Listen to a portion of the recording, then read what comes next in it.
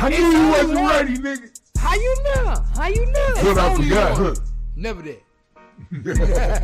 Talk to him. Never that. I feel some type of way with things though.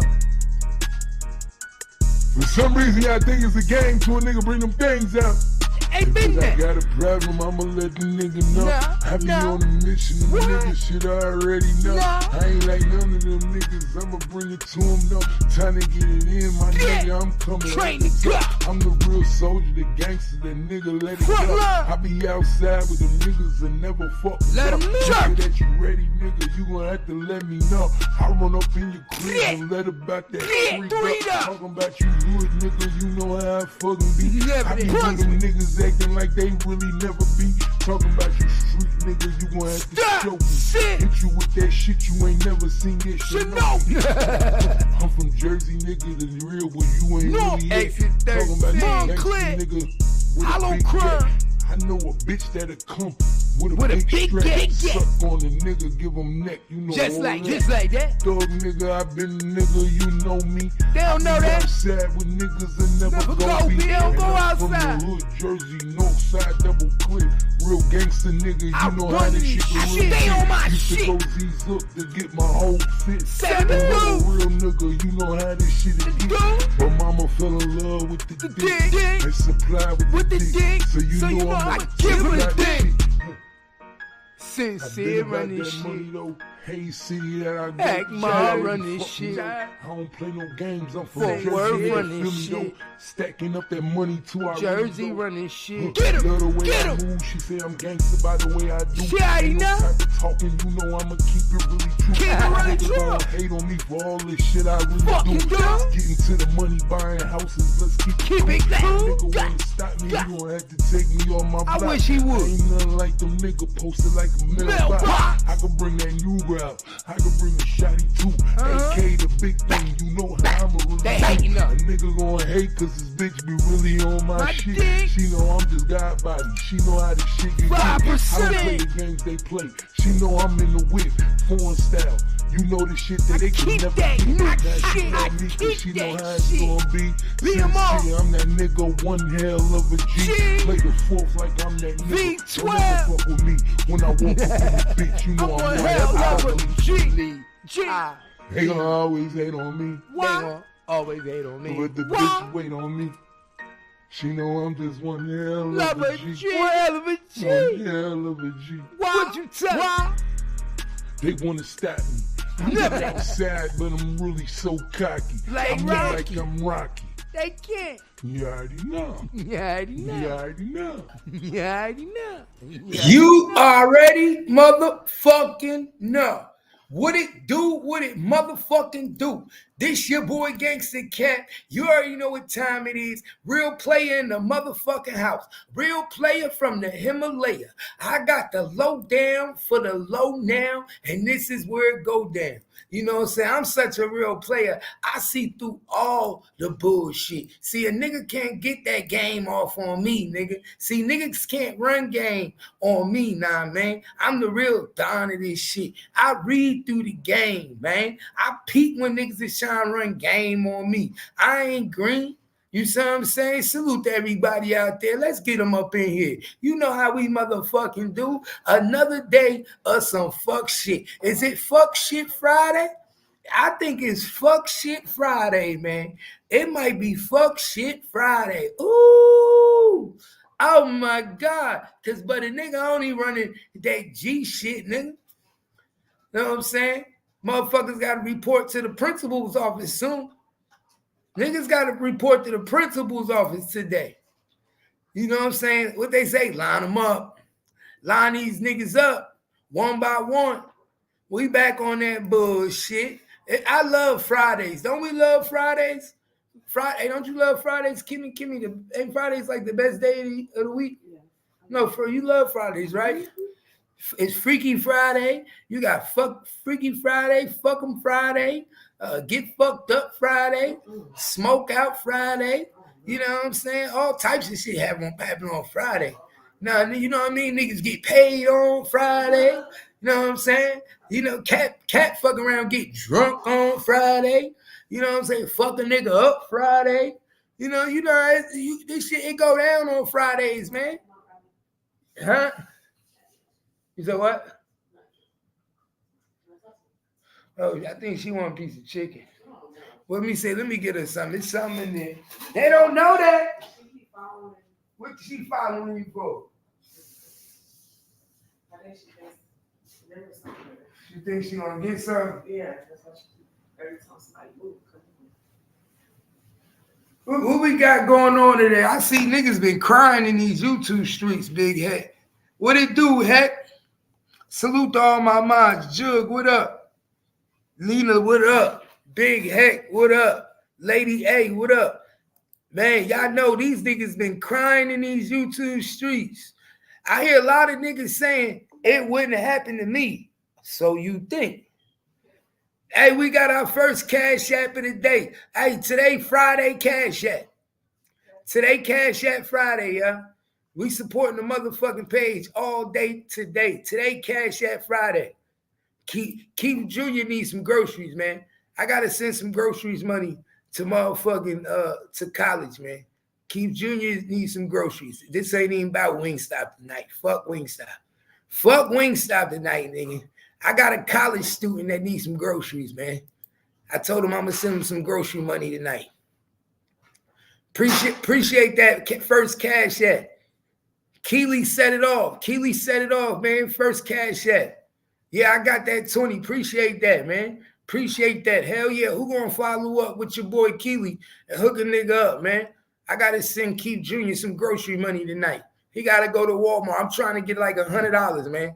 I'm trying to make like $100 tonight. We need $80 more. I'm going to send KJ $100 to his Cash App, man, for Keith Jr. We're going to make Keith Jr. get Keith Jr. some grocery money. Support the motherfucking movement, man. We need $80 more. $80 no more. Red in this bitch. What up, Red? Hey, Red, these niggas crazy, Red. These niggas talking about he wouldn't do me like that. Shit, who says I wouldn't? Hey, but nigga told him some real G shit. He said, if that nigga get your information and find out your name, you nigga, it's a rap too, nigga. Stop y'all niggas sitting up here acting like y'all niggas can't get done. Like these niggas ain't got no mystery in their history. Ain't nothing but mystery in niggas' history. See, niggas don't understand. This is why I be trying to teach people. Just like it's levels to life, it's levels to human beings. You see what I'm saying? Very few people is the same nigga they was all their life. Very few people. Some niggas be one thing growing up today like a teenager, then from the teenager to adulthood, going through their adolescence as a teen, they something else. And then from their teens to when they adults, they something else. Sort of like Stay Fly. When he was a teen going into his adult ages, he was a little flimsy. You see what I'm saying? As he got older, he started to, you know what I'm saying, come into himself. You feel me? So everybody got a little mystery in their history. It's just what type of mystery it is. You know what I'm saying? I'm just good at finding niggas' history. I'm just good at uncovering niggas' history. I might need to change the name of my channel to Mystery in Their History. What you think, man? Should I change the channel to the Mystery channel, Mystery in Their History? This when you come over and you find all the people mystery in their history, like an exposed channel. Like the Discovery. Yeah, it'd be like the Discovery channel. And I change it to Mystery in Their History. And every nigga I expose, they go one by one. Lakeside Cole, Dove Dumb, Butterbean. I make videos on everybody and just do a whole bunch of Mystery in the History videos. KP. Nigga, man, my video, I could go forever. Episode 1, episode 2. Yeah, I could go forever. That might be a good idea, y'all. I might start making Mystery in the History videos. Little 2 minute, 3 little uploads on their ass. I'm good. That might be what I do. Yeah, he had some extra spice. That nigga was spicy. That nigga Beatmaster, what up? Yeah, that nigga was spicy, y'all. He was spicier than the motherfucker. That nigga was Cajun Spice. That nigga was that Tony Sassy. What was that? How you say? That Tony Sassy. That's what that nigga was on, that Tony. He said she like it. Long as she like it, I don't care what no nigga think. I told y'all nigga. Y'all let's support the motherfucker. He said, long as she like it, I don't care what no nigga think. Yeah, I know a lot of females that was on that bar shit too that didn't give a fuck. They out there. Yeah, it's a lot of bitches out there don't give a fuck if a nigga ain't shit. Oh shit, we got another one, y'all. Hold up. Let me see if I stand correctly. Oh no, I'm wrong. That was deep. That was Keely shit. Yeah. That was Keely shit. Yeah, we still need 80. We still need 80 more, y'all. Tony Sassy. Yeah, Tony Sassy, man. Yeah, we need $80 more, man. We got today, Friday, Cash App. I got my drink. I got my motherfucking drink. I got some fried chicken. You know what I'm saying? Yeah, if I get your full name, it's a wrap. Yeah, that's the last thing. That's the only way I don't, like I said, only niggas I don't fuck with is my people. If I fuck with you, you good. Like one thing I'll never do is cross my people. If you ain't showing support to me, if you ain't loyal to me, then why would I give a fuck about you? You know what I'm saying? If you ain't showing a nigga love, why would I give a fuck about you? You know what I'm saying? That's how niggas understand. My nigga, if you fuck with a nigga, you supposed to support your favorite blogger. That's why the niggas get mad at me. That's why they get mad at gangster, man. Niggas talking about I'm over here catfishing. My nigga, I ain't catfishing. I look good, nigga. Niggas talking about I'm over here catfishing because I'm a fly nigga. You see how niggas do? Niggas said I'm catfishing because I'm a fly nigga. Come on, man. Y'all got to stop that shit, man. Stop trying to put me in the same book as these other niggas, man. I don't even know. I never look for it. I never look for it. I never got to Zay. Me and Zay ain't really get into it like that for me to even, you know what I'm saying? Me and Zay ain't really have a problem. My shit was with KP. My problem has always been with Khalil. I really ain't never had no problem with Zay.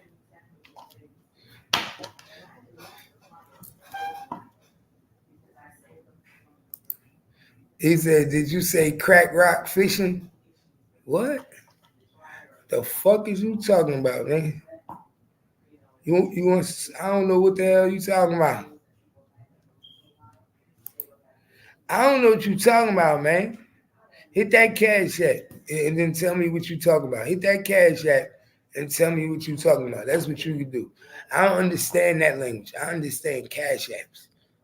I don't understand that. Or hit the motherfucking link because I can't understand a word you saying when you said that, man.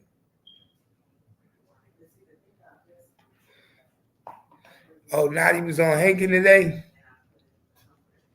Nah, I wasn't over there, man. I slept good today. I had me a nice nap. You know what I'm saying? I was doing other shit. I was sleep like a motherfucker. I was getting me a nap on, chilling. Casito! You ain't gonna take that trash out? You just act like you don't be seeing the trash, huh? My son act like he don't see the trash, huh? Yeah, man. I got 2 of them off, Mob Tie. And you know I'm a boss, man. You got some of them. If I don't do it, somebody got to do it. Somebody got to do it, man. You know I'm just the realest in the game.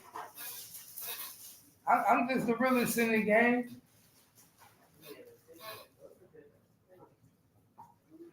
Yeah, but I put your stuff in the dryer. Somebody got to do it. You put what? Somebody that if I don't do it, then who will, man? Cause I'm just a real fly nigga, man. That's what they don't understand, man. Somebody, man. Hey, babe, who my nigga at? Niggas is supporting the movement, man. Let's see what I got in there for you. You see her face. She's like, yeah, come on. This refrigerator clean out there.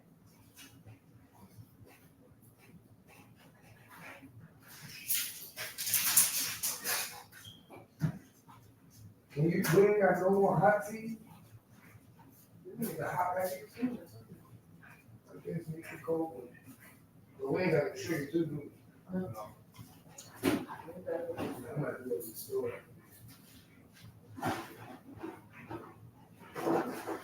Shit crazy in this bitch, man.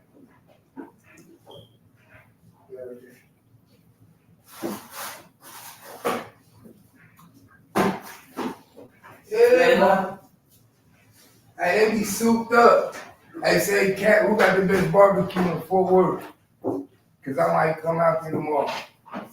Shit, the best barbecue in Fort Worth is probably the best barbecue in Fort Worth. I don't even know. I couldn't even tell you because we ain't had all the barbecue. It's probably in There's a lot of barbecue. It's a lot of barbecue. Stockyards have a lot. But the best barbecue, I would say, probably in the Stockyard downtown. Probably. The best barbecue probably in the Stockyard. Mm-hmm. Cause all the trucks and shit. Yeah, they have the outdoor. They come bring it. They chop it up right in front of you. Yeah, I'm pretty sure the best out there. Kasir, come take this real quick. Take this milk. I got these niggas mad at me. Hey, we need to raise $80, man. Can we raise $80, y'all? I gotta send my son some money, man. KJ needs some money for groceries in his dorm room, y'all. Y'all nephew need money for groceries in his dorm room tonight. I told him we gonna have a Keith Jr. fund. We're gonna get Keith Jr. right. Huh? Yeah, it's not Wingstop fund. We're gonna get him some noodles. Make sure he got stocked up with water, Gatorade. You know it's hot out there during football season. Oh, classes start on Monday? Oh shit! I ain't know classes start on Monday. My son first day of college class start on Monday, y'all. He better send me that first day pic. He said he wasn't taking one. I said, man, yes, you are. If he don't send me that first day of college pic, I need a first day of college pic so I can put on my wall. Like this, like with his backpack, all this stuff. Hey, see, I didn't get a first day pic of you. Man, Trill good. You Trill is on probation, y'all. I told you, Trill is good right now. Trill on probation. Long as Trill follow all the rules and terms of his probation, he ain't got nothing to worry about. What was your first day? You know what I'm saying? He ain't got nothing to worry about. Long as he follow all the rules and terms of his probation, he good. Like, you know what I'm saying? I told you, I'm a cool probation officer. Like, I'm really a cool probation officer. I'm not a bad PO. I'm cool with niggas. Like, I'm the type of PO that when you check in, I ain't even gonna take your drug test. I'm the type of PO that when you check in with me, you might could give me half your fees now, half your fees later. Like, for real. I'm cool as hell with this shit.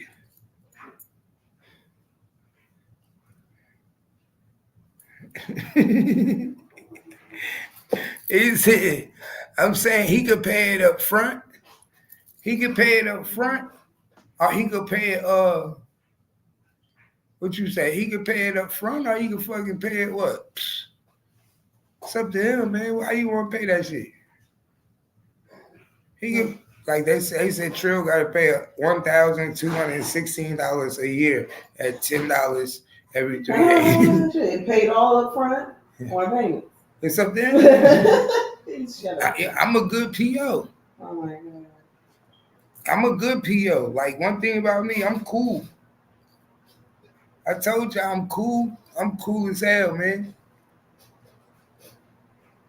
Like I gave that nigga installments, man. Like he got the best installments that you can have. You like this shit better than Netflix. Mm-hmm. Like this shit really better than Netflix. I swear to God. What's Netflix? $27, $25 a month for the premium package? There's other packages for you? Yeah, I'm basically, you know, yeah, they got all types of packages now. Still? Yeah. Shit, I thought we was all paying the same shit. Nah, they got all types of packages. What do you get more? What other packages do they have? Huh? What other packages? So They you got have like, they got it to where you can top-notch have Netflix? you could share it with different people. but you gotta pay for that though. Yeah. They got it to where you get But that's not a like. But that's like you get they got premium movie package. bullshit. You don't lie. Look at who heard of premium Netflix? Put it in the chat. Huh? Premium Netflix. They got It's one Netflix. They got premium Netflix, man. They got premium out this bitch. I ain't gonna get caught up in the cat. I'm about to leave it alone. They got premium Netflix, y'all. Hey, he better put that shit up in there. Hey, he better put that shit back up in his name. If he don't put gangster, if I see Trill on the internet and he ain't got Gangsterland or Gangster Cap in his name, he know what time it is. He know what time it is. I'm only gonna tell him one time. I told him yesterday, don't violate. Don't violate. I would hate to see somebody violate, man. I would hate for my nigga to violate and he's so close to getting off probation. Like, ain't that would be something? I would hate to see him violate when he's so close to getting off probation. Like, come on, man. That's what's wrong with brothers today. That's what's wrong with these niggas. Lena saying what up? Hey, Come on, we Lena. gotta talk to the people, Riri. We can't just be sitting here like that. It's conversation time, yeah. Come on, my nigga, ain't where you speak. Yeah, let me get some content up in this bit. Hey, I want some content, man. We gonna give y'all some content until the fuck niggas come over, cause they'll be over here soon. Yeah, the fuck niggas always show up. You ain't know that? Fuck nigga Friday? It's fuck nigga Friday. Oh, right. I won't be here. It's fuck nigga Friday, y'all. So, I don't know if y'all know, but somebody in jail, y'all. Somebody in fucking jail is trying to get out of jail. Now, I don't know who that person is, but he trying to get out, my nigga. And in his motion, he's willing to testify that Yellow Beezy paid $500,000 to have Melvin Noble killed. What? And we all know who Melvin Noble is. So, Mo this 3. is the accusations at this point? Nah, it says right here. The dude said that Yellow Beezy saluted him for $50,000. He paid $50,000 bounty to kill Melvin Noble.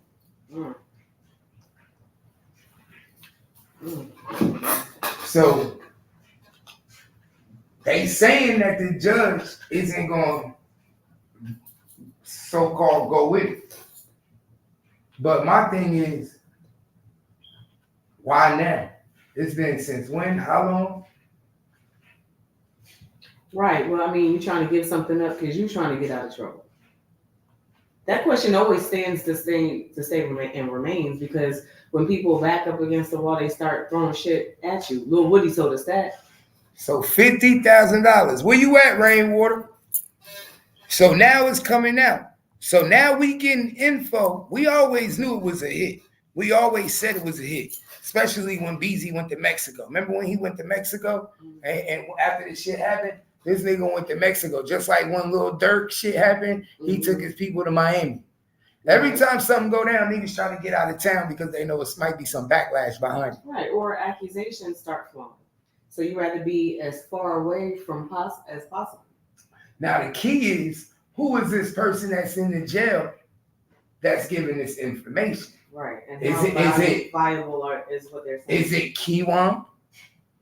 Is it Devin? Because it's supposedly this person is trying to get his sentence lowered. He's trying to get his sentence lowered and 2 other charges that he had in Dallas County vacated. So this could, you know what I'm saying? Who could this be? Whoever it is, they already locked up. But whoever it is one of the key players that already got locked up for the crime. This ain't somebody that's just locked up for another charge that don't nobody know about. This somebody is either Kiwan or Devin Brown.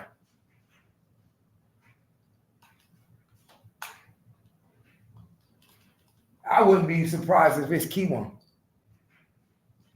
I wouldn't be surprised if Kiwan is tired of being people bitch in jail. Because remember they said he fuck with them, he float with them transgenders. Mm-hmm. I wouldn't be surprised if there's pictures. That nigga is tired and he like, yo, I got to go.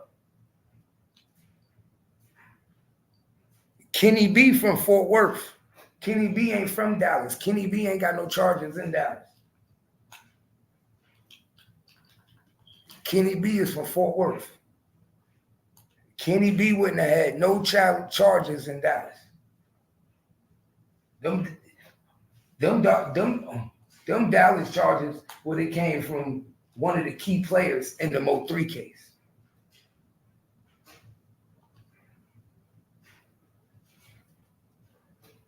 See, he want him in Dallas County. He want 2 convictions vacated in Dallas County. So he wanted sentence reduced. And he want cases. So that's got to be one of the two key players. Know why? Because the cases in Dallas County, they ain't went to jail yet. And it could be Devin Brown. Hold up. Yeah, I know about Kenny B. Yo, it could be Devin Brown. You want to know why? Because Devin Brown got caught with the gun. Remember? He got arrested for the gun. So that could be the charge that he want reduced. And then the 2 other charges would be the Mo3 case. Whether it's conspiracy, whatever he did to do it, and then the attempted murder. So basically, they trying to give up Yellow Beezy to get the case off of them. Mm-hmm. But the judge like, nah, the prosecutor's like, nah, we don't give a fuck. So basically, now niggas know Yellow Beezy played a part. Because either you're going to take this plea bargain or you're going to go to trial, and the same thing that you said on this, you're going to tell us. I think it's Devin Brown, y'all. I think Devin Brown is the one snitching, trying to get home. Devin Brown is in jail right now, snitching on Yellow Beezy, trying to tell that he paid the $50,000 to Kiwan.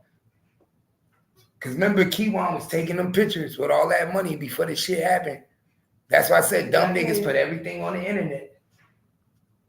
Devin trying to come home. He figured the only way I could come home if I tell them niggas about motherfucking Yellow Beezy. That's the only way. Because he figured they gonna file charges on us regardless. We're gonna have to see our day in court for that. That's exactly what's going on. This shit crazy as hell. Because you could clearly see Melvin Noble's name. You can see his name. Look, to murder. You can see, and they made sure the way they wiped it, you can see the M and you can see the L-E. I say, yeah, that's Melvin Noble. Everybody knows that's Melvin Noble.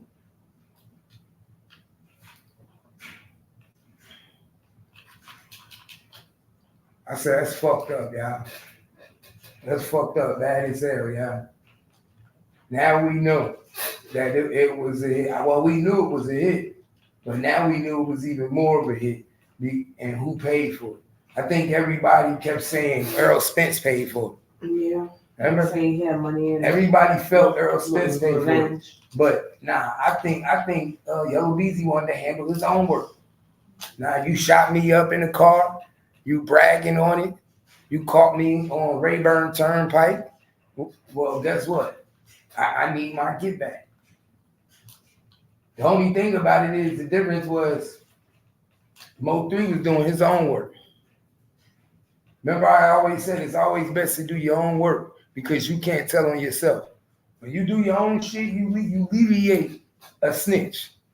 Because the only way a snitch can snitch, he can only get on the stand and say, he said, she said. Well, I heard. I didn't see it. I wasn't there. When you hire people to do shit from you, this is what you got to worry about. You got to worry about people going to jail and sitting for a little bit. And as soon as they feel like you ain't sending them no money no more, I've been sitting in here too long. And yo, it's been like 4 years now. This nigga ain't even send me $20 or nobody looking out for me. Then fuck that. I'm about to let them. I got kids. My kids miss me. You see what I'm saying? That's the first thing they say. I got kids. We all know Devin Brown had what? Young kids. That's why I say this shit gonna end crazy. This shit crazy, y'all. What you think, Kimmy? You quiet? Yeah, and I think it's all coming out. Definitely. Content. You got what? I said we got content. Listen, if you thought that all of these years were gonna go by and somebody from the inside wasn't gonna start to snitch, then you don't know how this go. The person who paid down, if you didn't get rid of them before the job was, after the job was complete, like we always say, you do your dirt by yourself. This is exactly what's happening. So we're gonna watch it play out. It's just a matter of who's snitching. You think they're gonna one day be able to get the Yellow Beezy? Somebody gonna touch them? No. This is carrying on for too long. Now all of a sudden somebody's telling business from behind the scenes and it's implicating Yellow Beezy. I mean, they just throwing something else out there to distract you. We ain't even got close to, or at least from what they're releasing. My nigga, I know one thing that Mo 3 justice on this. I know one thing that Mo 3 murder did show me, that them niggas that was around them wasn't no real gangsters and street niggas. Cause all them niggas, when that nigga died, them niggas left the street. Them niggas said, hold up, they got Bubba, they got Mo 3. They said, look, no, they said killed them niggas. They killed Bubba, they killed Mo 3. They said, hold up, your boy number 7 said, I'm quitting. I'm going to do sell dogs. Your motherfucking MTT Don said, fuck rap. I'd rather go smoke that good shit. And what they say, he's smoking the pipe and shit and chilling. All these niggas said fucking music. None of these niggas want to do music. So either they got scared and said they want to get out of the street life, or niggas learned from Mo 3 murder.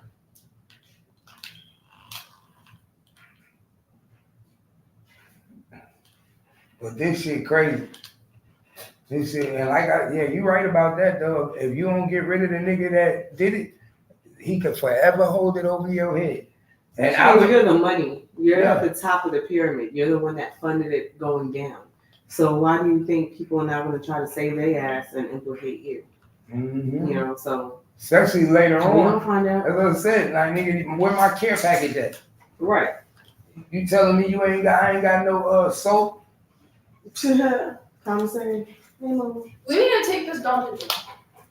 I ain't got no soap. I ain't got no motherfucking. She needs to go to jail. She's like, I'm telling you. My dog alone. She needs to go to jail for impersonation. Why? Because she no, you're going to jail.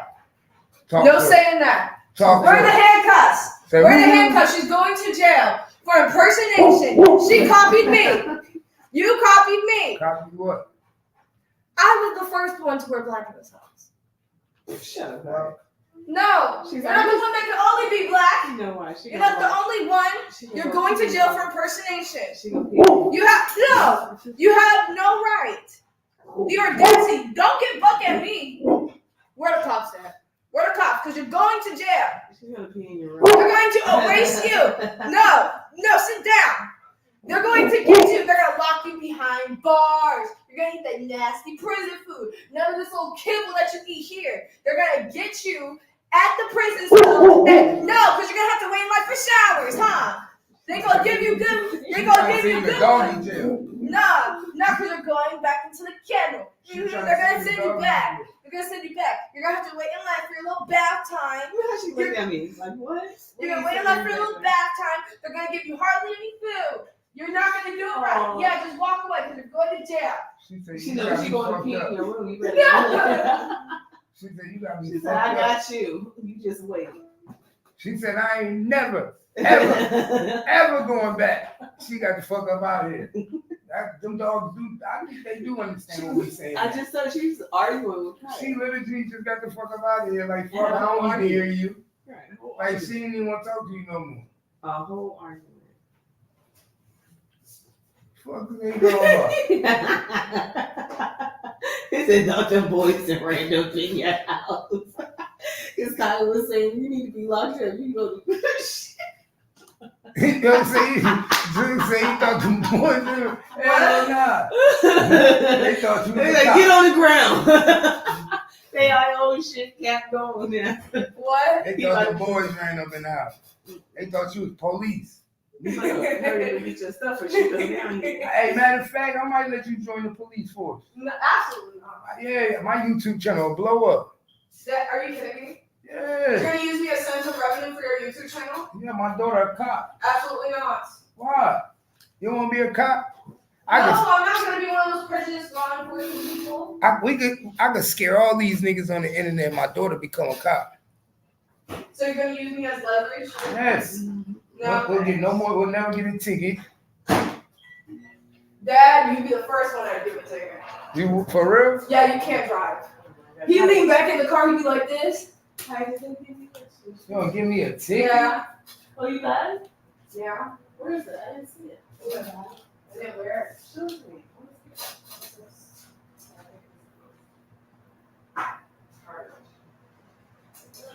She gonna give me a ticket, y'all. It was so bad. Nah, they wasn't trying to get down like three.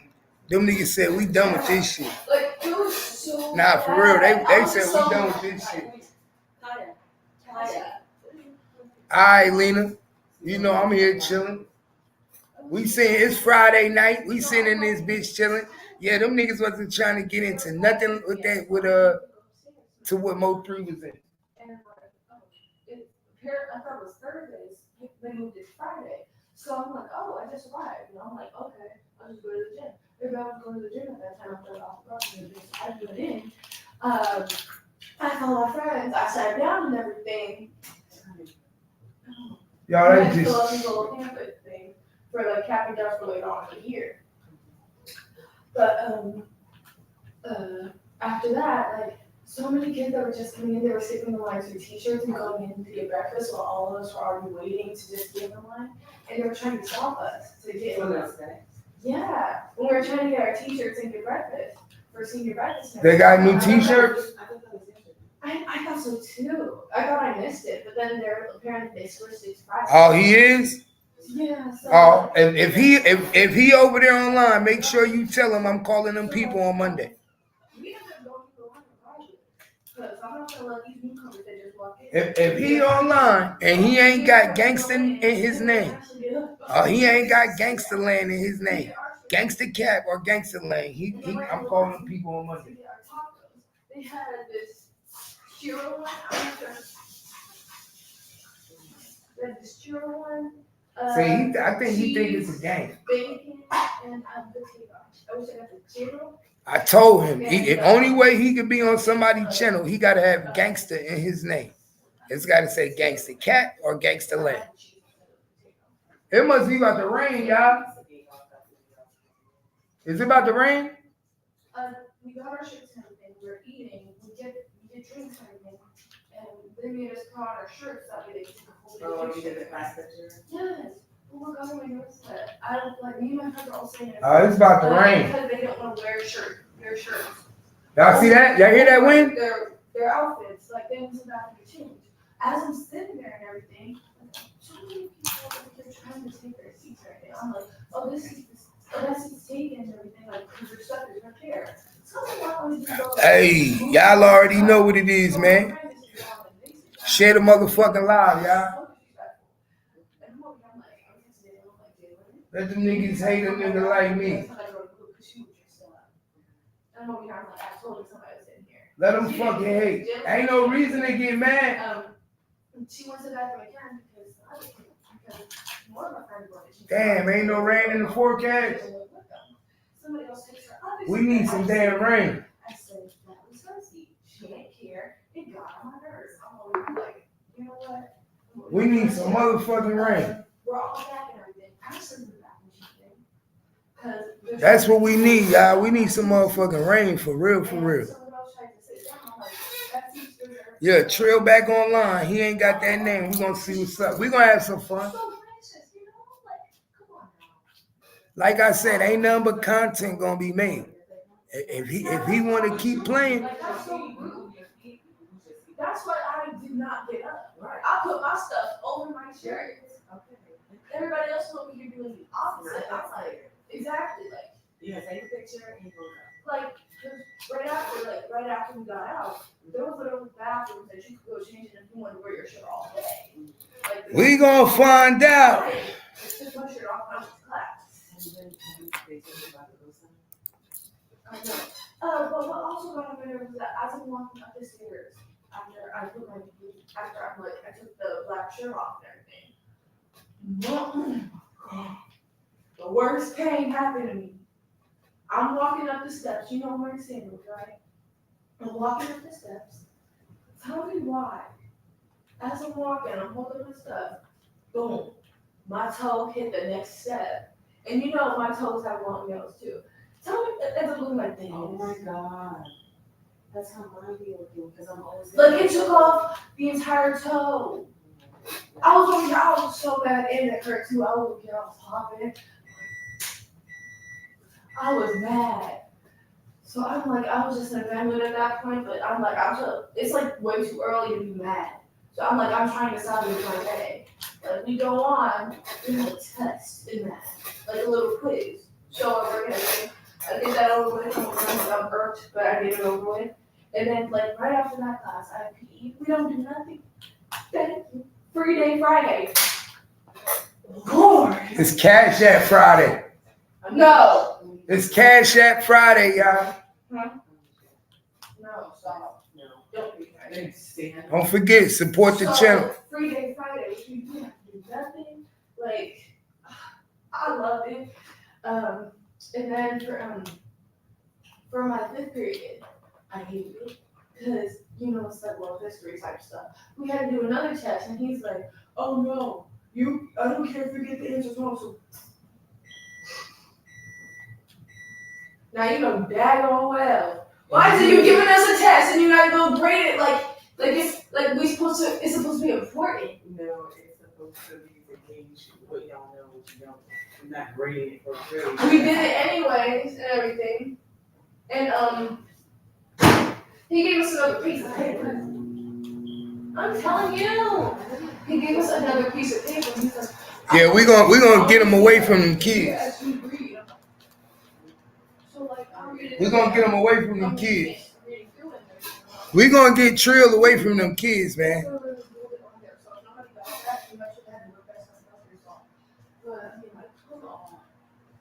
Yeah, we gonna make sure Trill ain't with the kids. Because he has us put our phones up in these little cubbies and everything, right behind his desk and everything. So like nobody's on their phone and not paying attention to class, but we can still have our computers, our iPads, and all that stuff. Isabel left early, like right after lunch. She grabbed her bag and everything. I'm not sure if she took her phone, but like there was like one phone left over in that cubby, and nobody claimed it. So I mean, like somebody got to go get their phone from the office on Monday. So, we're gonna make sure Trill out of there. Right after lunch. Yeah. 6th period. No, I have the same class for 6th period for 2 long. For English class, you already know our English teacher is not there, so we had to sub a black lady. And today we had a sub for the That made no sense. There's a sub for the sub, but whatever. She just gave us one piece of paper and then we had to do another. Yeah, that's a sub for the sub. That means the sub had to go to her boyfriend house. No. Sub for the sub. But who making something?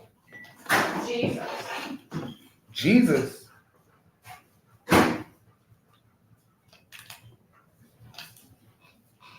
Jesus. Oh my God. No, you didn't. Oh my God, and let me tell you. No. Literally the entire day it was going swell. I had my little water bottle wrapped up, packed up because it was hot outside. Yeah, I mean that's you keep trying to talk. Go. You don't know how to. You don't know how to like just sit down. Go. So like I walk into the bus stop. It's way too hot to be talking to me. It's way too hot to be talking to me. So I get on the bus. This bus is packed. It's usually not that packed, but it ends up being packed because there's so many kids.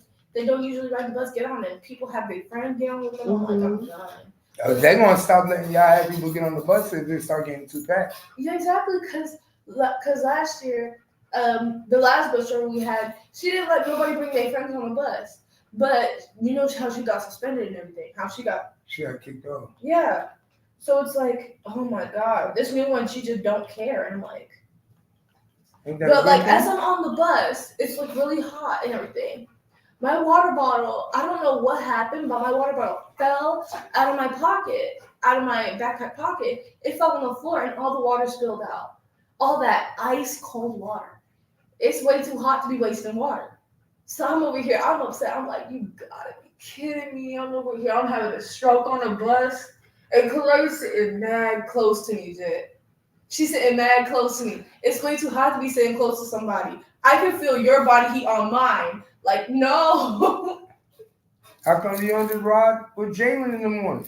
Don't she be taking the whip? What? Don't your friend be getting the whip? Girl, at this point in the year, kids, like, they don't care. Like, if your bus is late, they're going to catch a ride with Jalen.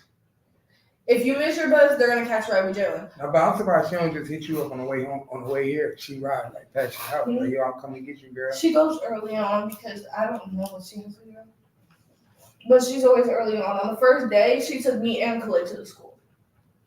Because the bus was getting a little too late for our preference. So me and Khalid went to the school. Like, I told Jalen to pull up. She pulled up. Because she texted me first early in the morning. I'm like, you saw at your house? She's like, yeah. I'm like, pull up down to the bus stop. She came. She picked up me and Khalid. And then she took Khalid to the CTE. So I mean, like,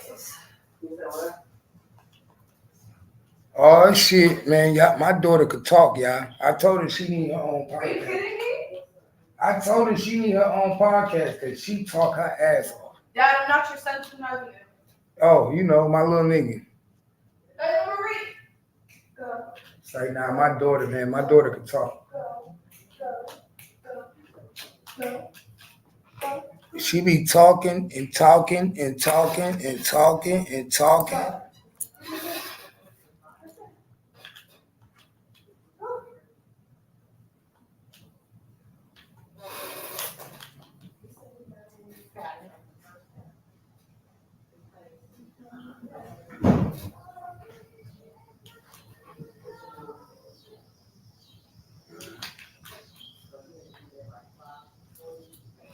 They can't stop what I got going on, y'all. That's why they mad at me. They get mad when they can't stop what you got going on. They be like, damn, this nigga just be on a neck, applying pressure. Oh shit, let me take a shot, y'all. Let gangster take a shot, man. Let gangster take a shot. Kurt, what up, my nigga? Kurt in the motherfucking building. What he do, Kurt? Y'all know what it is.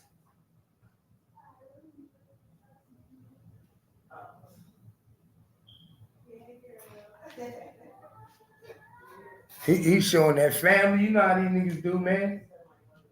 They show too much on the internet. Remember what I said? These niggas show too much on the internet.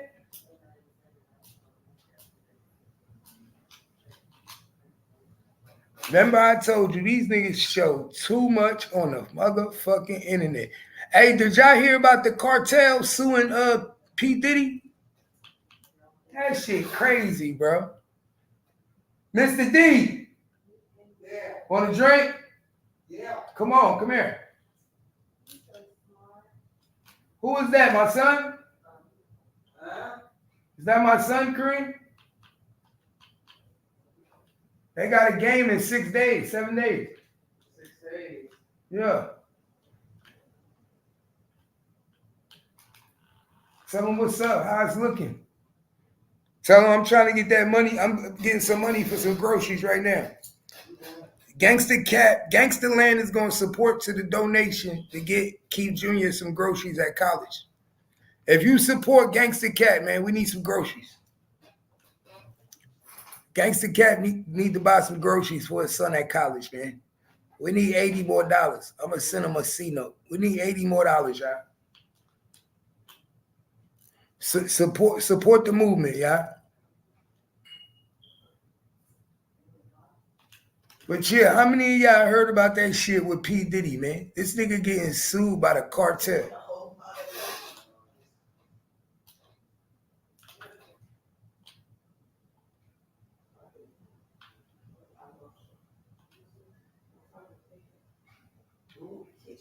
Somebody say what up? I guess he got disconnected because you know he doesn't have like good service.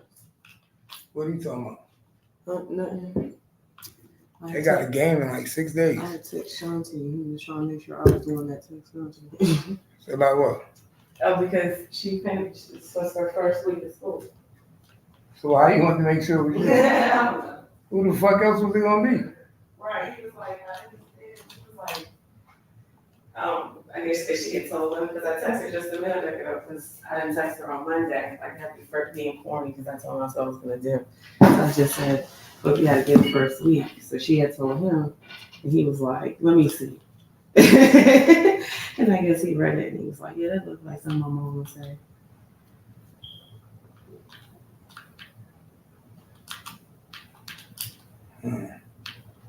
I'm trying to see if I need to get some burn.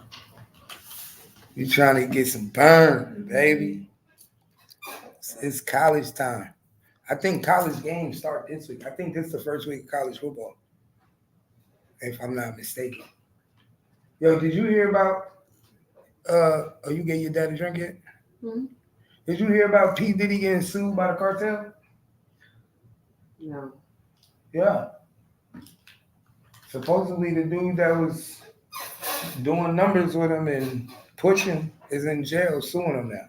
Saying that he messed up his connect with the cartel. Yeah, I've seen that. Listen, I don't believe everything I fucking hear. I take things with a grain of salt and then I leave other things alone. And at this point, everybody is going to come out and have some type of dealing or transaction. That's just the name of the game. We saw it with Bill Cosby. We see it with celebrities. He's being sued. He's being sued too.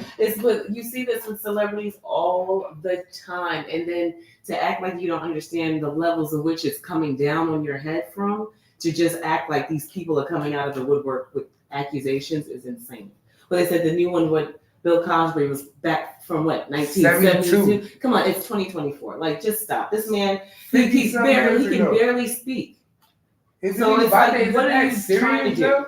For 50-something years ago, 60 years ago, y'all let niggas do that? So then that tells you there's no way in hell that do she even remember what the fuck happened? He probably fucking don't. Remember when he came out of jail, they were trying to speak to him and he didn't have full speech. Remember, he had his lawyer speaking for him. He's an elder man. So a lot of you women are just as elder as he is. Mm-hmm. So stop this facade of the justice and stuff of that nature, because I think it takes the integrity out of women that actually have this issue. You get what I'm saying? Now, granted, you can speak on it whatever you want, but let's be a little realistic here. Talk to him. Right, let's be realistic here. This is a man. Both you and him are probably almost out of coherent stages. So it's got to be people on top, like when they say when you're trying to sue someone, right? Or when you're trying to get your rights back for your music or buy a company. That's when all of these types of things happen. You get somebody that you was in elementary school come out and says he was stealing from me my whole lunch career. And people are like, oh my gosh, we told you he was a bully his whole life. We shouldn't know. Like, just nonsense that makes no difference to the real situation. So, like they said he was trying to buy NBC in the beginning. Of course. That's even enough motive for the type of tension that came down on his shoulders. Because just think, we're average people on an average day. Mm-hmm. You know what I'm saying? It is definitely money motive because of who the people are. Oh, so you would tell other people, just tell, right? Just tell. Nah, for real. But to hold something since 1972? Since 1972. That lets you know. Lets you know it's a lot bigger than just trying to get justice and bring awareness to this type of situation. But now people starting to see the justice system can take your life away, my nigga. When they say we could finish you, my nigga, a nigga ain't gotta kill you nowadays. A nigga could put them people on you. And that's it. And put you in jail for something you ain't even And there's nothing you can do about it. Why? Because they control the image. They created you, made you who you are, gave you the money.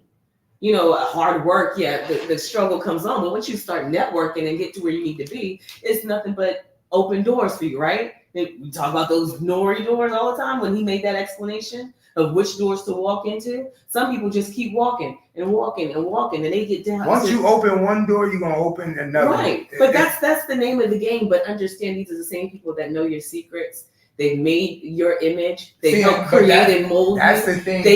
But that's the thing. Nori was saying they create your secrets. Right. So you might not be necessarily be a good ass person, never had no secrets, but they create they create the stage to where they know you about to fuck this nigga. But see, the thing about it is they're watchers. They're supposed to know your vices. How do they know your vices? By partying with you. Sometimes they even introduce them to you. That's right? What I'm saying. So that you can have a vice. They can use that against you, whether you like to sleep with underage children or use illicit drugs. You have to have some. How many people are in this industry and they're clean and just straight and narrow? Not many, because there's so many decisions that you have. YK Osiris, remember he was saying, oh, I don't want to be in the industry because he was a God-fearing kid. He was very young when he came in and started getting introduced to stuff. And we kind of shunned him off like, oh, we ain't listening. But any person who is God-like, and about that, doesn't engage in demonic business. Why? Because you have to undercut and be nasty in a lot. You have to do things that you're not so proud of. And if you hold your integrity really high, this shit don't matter to you. Mm-hmm. Materialistic things don't matter to you. So those people usually, what I say, they maintain their artistry by doing, YouTube, performing at small clubs, never really get big because they don't want to sacrifice themselves to be in the business. Now, those that don't mind it, they're the biggest fucking people we know. Mm-hmm. And they have the deepest, darkest secrets. And the biggest people we know have the darkest secrets. Right. Because they compromised a lot to get where they at. So you compromise your integrity, you compromise your kids, you compromise your wife. Like, my nigga, look at some of these niggas, my nigga. Like I said, with DC Young Fly wife, I don't think that was Jackie O was just a coincidence. Now all of a sudden she died. You get Netflix series. You blowing up and all. That ain't just no series. That shit came with a package. This nigga went from being a regular YouTube nigga to her death into a whole new package being brought up. Make it make sense. It's the name of the game, and when they slide the packet across the table, sometimes you can't say no. And you don't know who is the sacrifice ceremony going to be on. He don't know that it's going to be his mama, his daughter. You don't get to pick the person. Like when you look into the Illuminati, they tell you the 32 levels, and when you want to reach whether it's level 1 or level 2, each one comes with a ceremony of what? Initiation. You don't get to pick the initiation. The only people that pick the initiation is all the top people that's in your region that's part of it. Part of the lodge. Each head person part of the lodge. But think about it. Okay, so all right. So think about it from this position, right? I'm a major record exec. Because remember, they got a lot of pressure on their shoulders too, because there's only 2 people up at the top and they control the universe. You already know who that is. So what I'm saying is they got pressure to make money, right? Because this is a multi-million-dollar business. I got to bring in artists, right, that are influential. A lot of times you bring them in off the street. That's why they like the rough tough guys. You ain't gonna be here long. I can get my money off of you and you can go. Because they got to make this money. You know what I'm saying? So when you're at the bottom talking about, I ain't getting paid, I ain't getting undercut, they really don't care. It was made not for you to make any money, because we got a bunch of people up here that want to stay billionaires, right? They don't give a shit about you, right? Mm-hmm. So they want to stay billionaires. So they got just as much pressure as an executive company to have you as an artist. As an artist, we need you, like I said, to have. Oh, you need to do something? Hold up. Yo.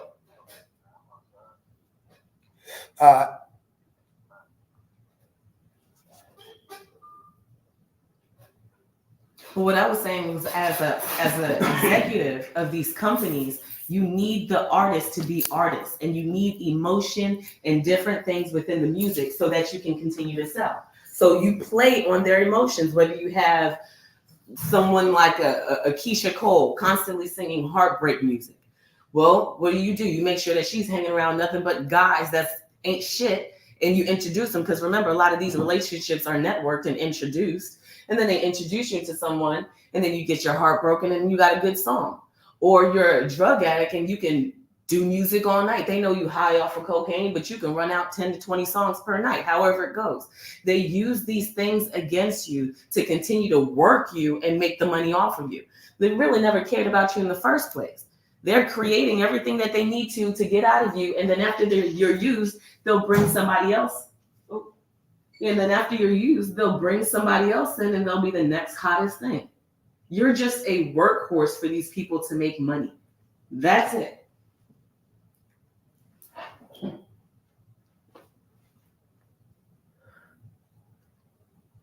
Somebody said, i.e. rainwater. Well, like I said, when money is involved, people make a lot of sacrifices. And when you think it's the ones that's close to you that have your best intentions, those are usually the people that's trying to, they know your business. So they know what hurts you. They know how to get close to you, how to stay close to you. They know all of your business, from the issues that you had with your childhood, issues you got with wives, baby mamas, girlfriends, legal troubles, because they're in your circle.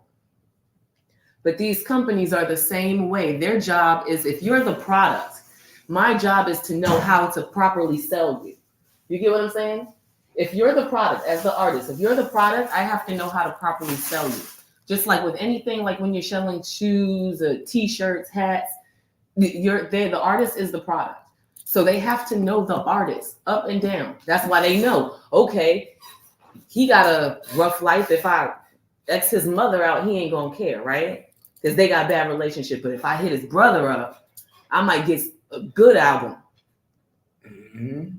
Oh, yeah. And studio. When his brother died, the artistry gonna change.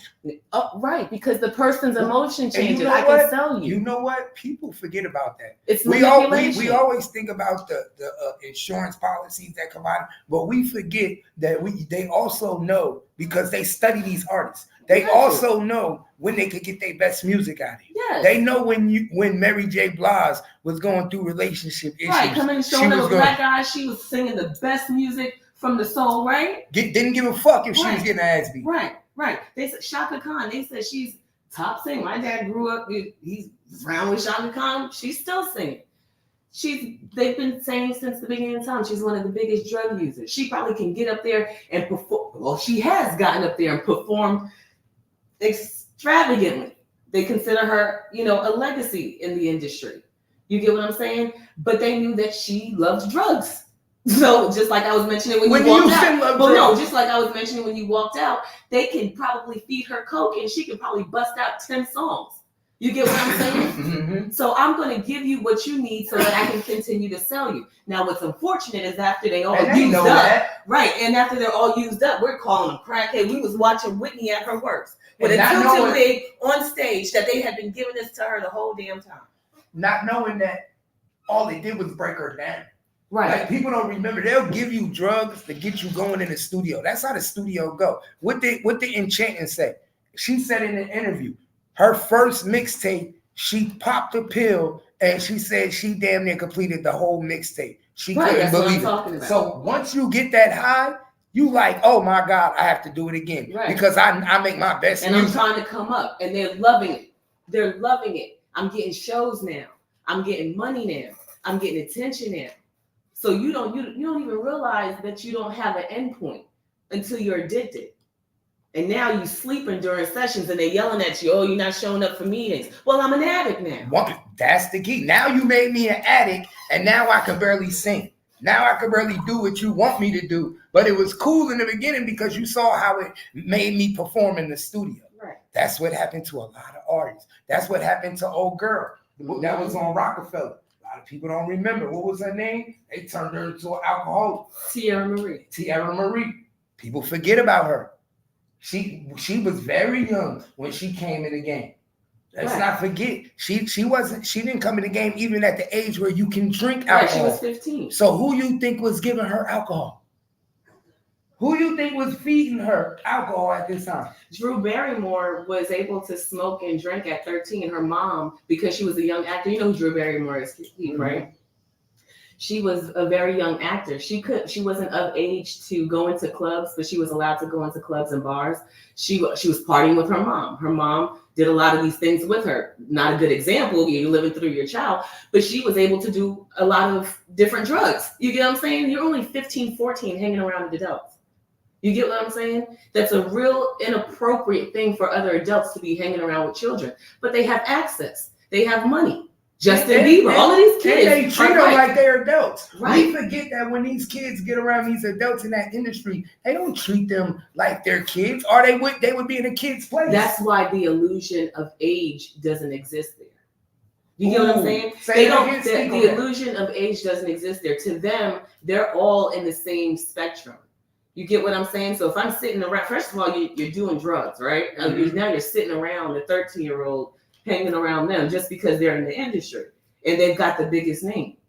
It's insane. So, but speak deeply. What do you mean by? Well, what do you think that? So boundaries are already for the people that don't know. Boundaries are already broken there with your decision making. Boundaries are going to be broken sexually, and this child is already living an adult life. So that's why they don't. To us, we look at it as like, oh, it's a lot of sexual assault going on. But it's so much to them, allowance. They like, you don't understand. We live day to day around these kids. These kids is in the entertainment world with us. Usher told you, Justin Bieber. Remember when he was trying to have fun and he was riding around his block and whipping it and stuff like that? They're still kids, yet they have the access to so much. The industry will use these things, and that's how they control you. But it also helps you meet your demise. Because remember, we done seen a lot of people just break down. Chris Brown out of nowhere. Remember, he was on a stretcher. They had all the pictures of him. He was supposed to be doing something. Next thing you know, he was laid out. They took him to rehab. Well, we'll be like, oh man, he's an addict. No, he got to perform. Shit, he got to get out there on stage and dance and probably do this like every other night from city to city. He got to make money because he got bills, and other people who have invested with them got to recoup their money. Mm-hmm. This pressure all the way around. It's just about how you think they didn't know Chris Brown was on drugs? Hell yeah. They didn't try to get him help at the early stage. Why are we trying to get him therapy? He came out and talked about the issues he had with his mother as a child, so we already know what we're doing. We already do it. And they knew that. And guess what? Why you think you don't see Chris Brown's mother, his father, his stepdad? They separated that relationship early. Remember I told you, whenever money is involved and you got somebody that can make you money, they always try to separate them from the family. Because you're my product, and I need you to do what I need you to do. Always, you gotta remember then that this is a business. Then I put you on drugs, and then I make it to where you can't manage your money.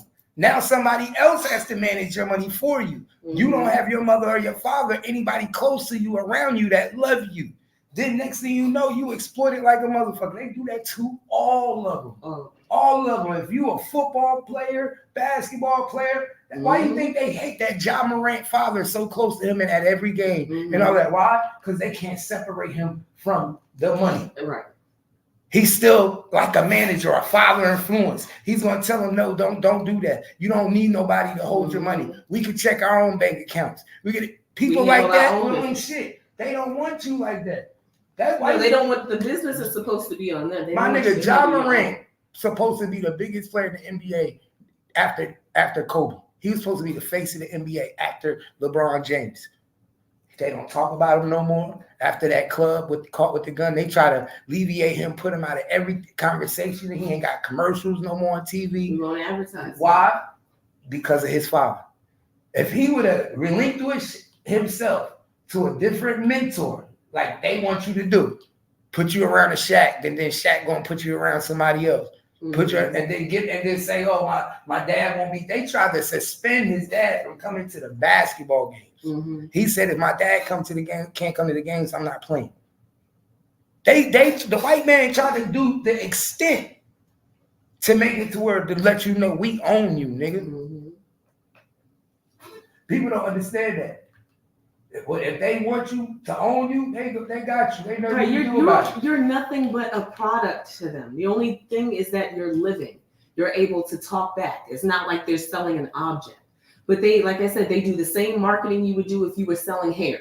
They put you out there, right? They advertise you. They make you look like the best thing coming. They do that. You are just the product. It's even better when the product performs very well.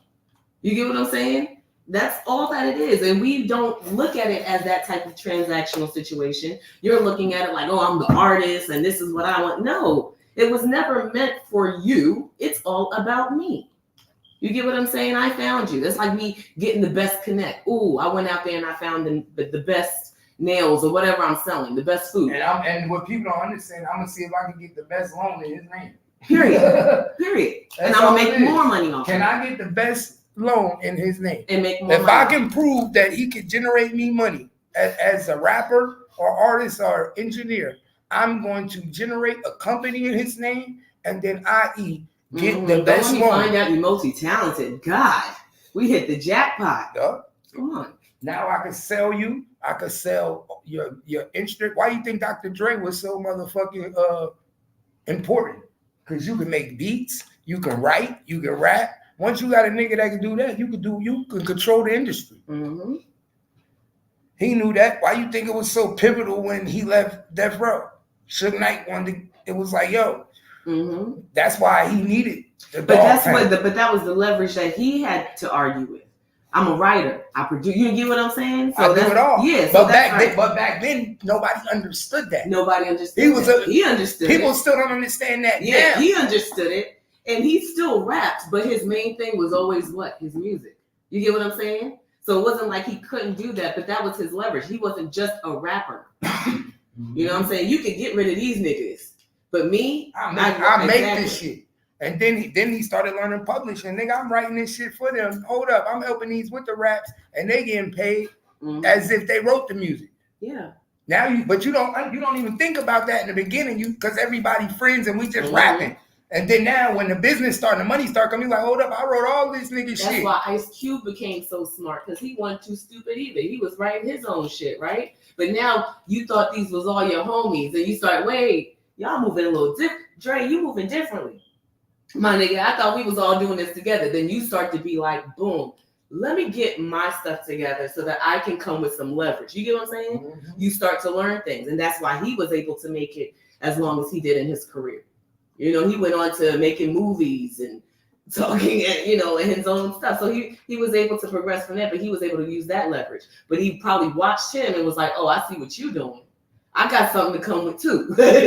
So I'm going to throw myself on the table and see where it goes. That's what business is. You should be picking up on it, or you just getting played.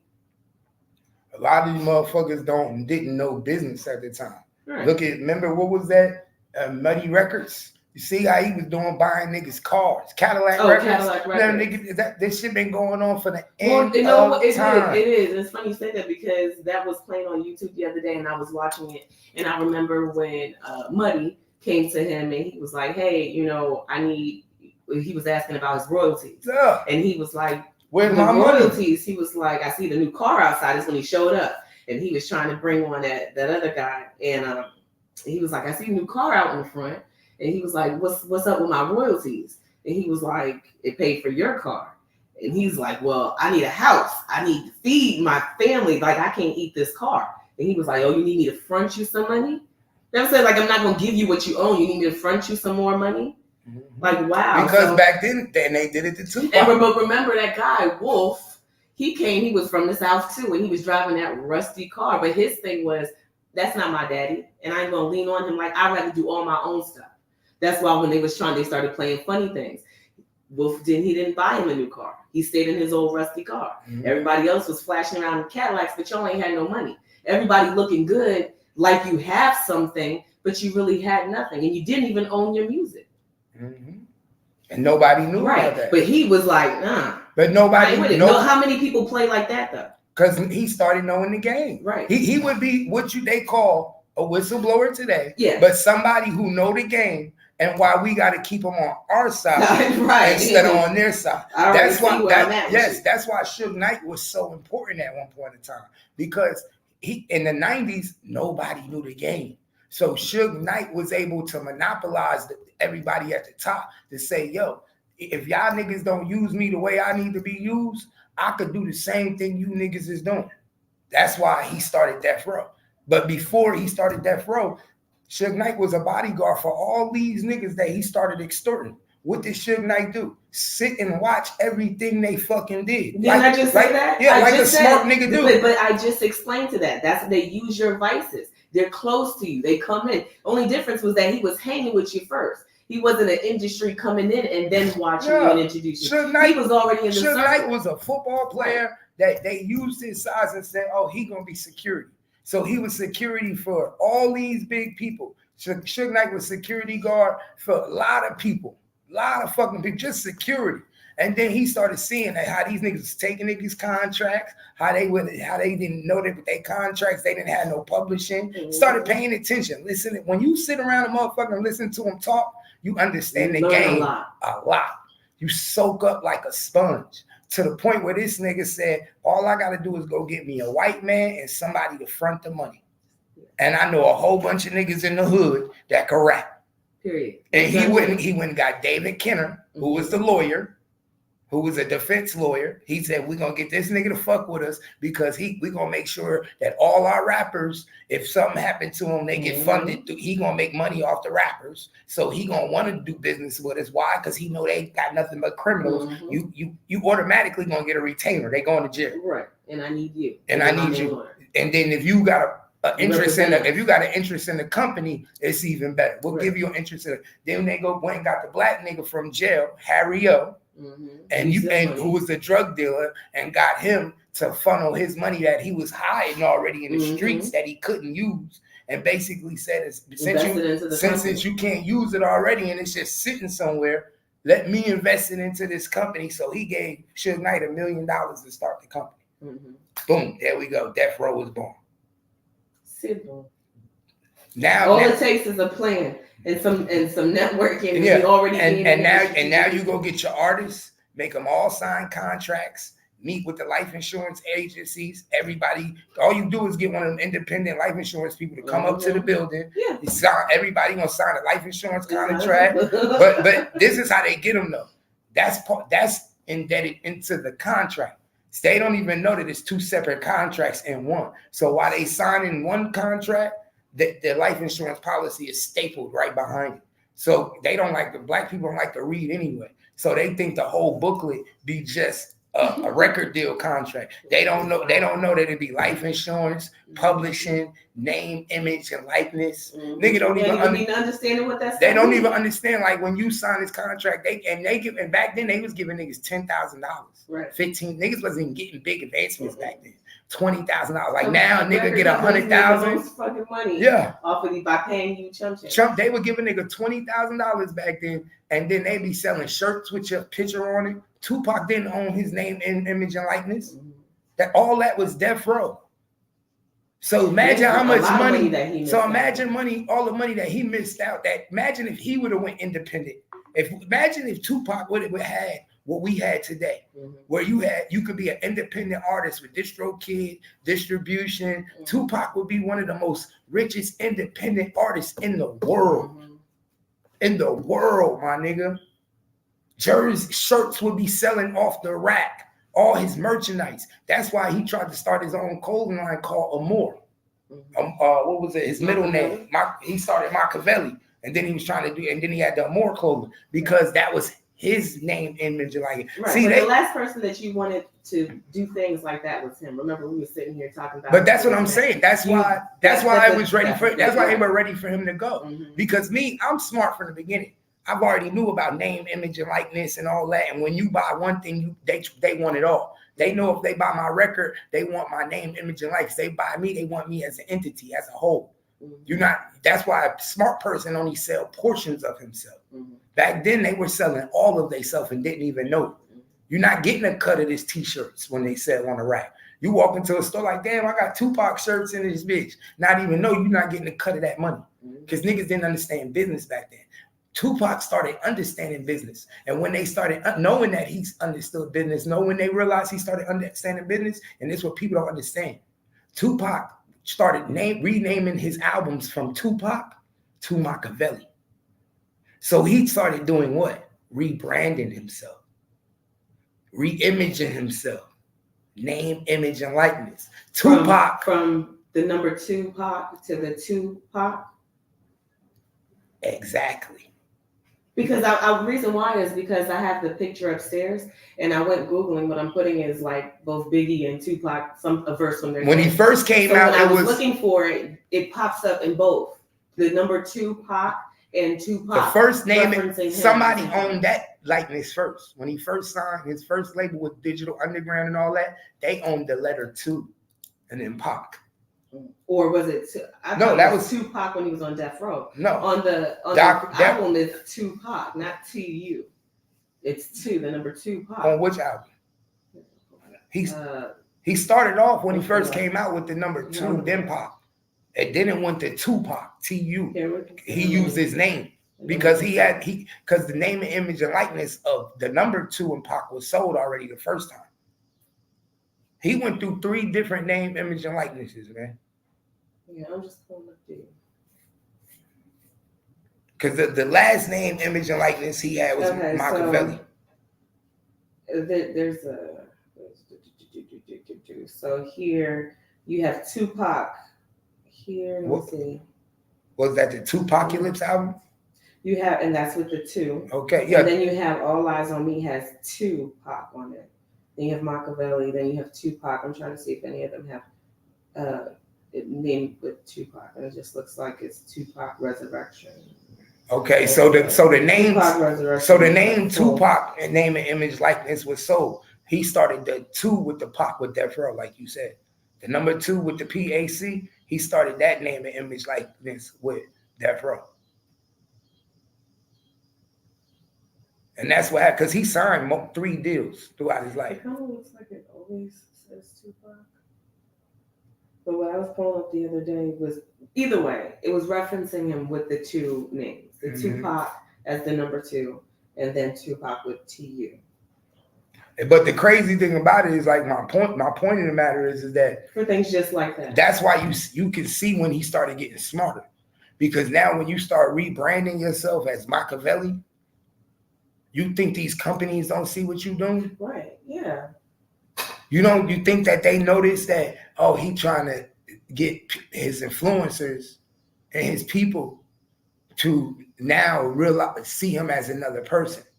So now, as today, we would say he's starting a new YouTube page. If somebody did that today, it'd be like, oh, he's starting a new YouTube page and another name.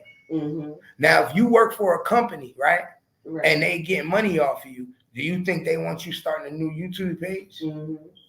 They might put in a contract that, nah, we don't want you branching off and doing nothing with no other YouTube niggas, and unless it's part of the contract. Right. So now he's saying, I'm Machiavelli. I'm Machiavelli. This is my new name. Call me Machiavelli. Now I'm getting away from Tupac. My clothing line, Machiavelli. That's really the only thing you can do because they own that image. Exactly. So you have to. So now he wants to be able to make money off of merchandise and name and image and likeness. Right. Now he says, when I get out of this contract, because if I'm getting out this contract, I'm gonna start my own label. I'm gonna be able to start over with my new name, image, and likeness, which is Machiavelli. If people know I'm Tupac, that's my name, my real name. That was something similar. Like Katy Perry went through something similar, and something was tied up in her contracts. I don't remember. It was a while back. I don't remember the story for details, but it was the same thing with her image and likeness. Had she left, I guess because the company owned it, she wouldn't have been able to make any money under, her name. I don't know how it works with, once you leave that and decide to walk away. But it's the same thing applies. You have to pretty much create a whole. It new depends image. on how long they own it. It's part of the contract. Okay. Some of these people feel like if I create your image and I build your image, then even this contract's for 3 years. But even if you leave, I own that image for 10 years. Mm-hmm. You can't, because everything that I built I should get my return of it at least within 10 years, because all of that should be residual off of off the image. Right, and everything that I've created. Because even though you leave me as a company, I still make money off the product that's already out there. Right. That, whether it's the leftover CDs, all the royalties, T-shirts that I made, that's still my product. Exactly. You see what I'm saying? If you're the person sitting in that chair, you feel the same way. Yeah. But that's what's so risky when it comes to dealing with artists. That's why that AI shit is a dangerous thing, because like they can really X you out. They don't have to deal with any of that. They already doing it. Well, I mean, they're already doing it, but that's what I'm saying. That's why it's so important. They don't need the pushback of you wanting to maintain what people don't know is that they're just now letting us know that they have this capability. See, all them Tupac albums in the beginning that we kept saying, damn, Tupac got an album. These artists keep living on. Some of that shit was AI. Mm-hmm. We just didn't know that. Mm-hmm. They're playing with your mind and your emotion. You thinking Tupac just made all this music and is in the vote, and they just smarter than us at the time. Sometimes you just have people that's smarter than you, and they say, okay. But they let things out little by little just to test you, to see how. Now, when Tupac started coming out, when they started pushing new music, because remember, we grew up in the era where we actually knew he was singing this stuff or rapping this stuff live, right, before his passing. Mm-hmm. So when new music started to come out, we wasn't comfortable with that. They even brought Lil Zane and got him out of here because he was trying to mimic the sound. So that new music, it didn't resonate the same as the old music. But it was enough to test you and see, how am I going to do this? But people was able actually to believe that it was Tupac new music. Yeah. The majority of people believed it. People was like, oh, Tupac got a new album coming out. All we have to do is see how you're going to react to it. That was all part of the gimmick. You don't question it. Either you're going to like it or not like it. But they wanted to see if you was going to notice the difference. It's a test. They have to do tests, just like we test food and animals and things like that. We have to test to make sure that if we go with this, because remember, a lot of money is being invested in this. There's a lot of people coming in to create these things.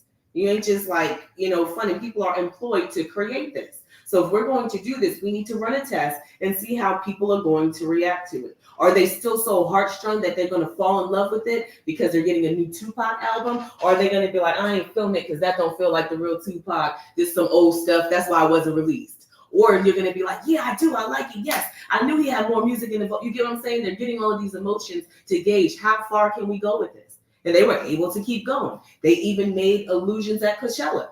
And everybody loved it, fell back in love with it, right? Even to the point that Snoop said he forgot for a second that it wasn't the real Pac on stage. Mm-hmm. They play with you so that they can gear what your emotions is, and that's how they get you to buy and invest and put your money in. Once they got you emotionally, then they can get you to fund them financially.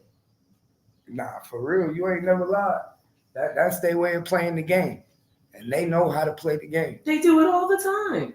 We just went through a pandemic. There's a lot of people that question if that was even real. I don't think I think it was. What do we listen? Know? I think it's told like people. The Purge. It was real, but what it was, and everybody's like, I don't know. It was real, but I don't think they really told you why it occurred and what happened.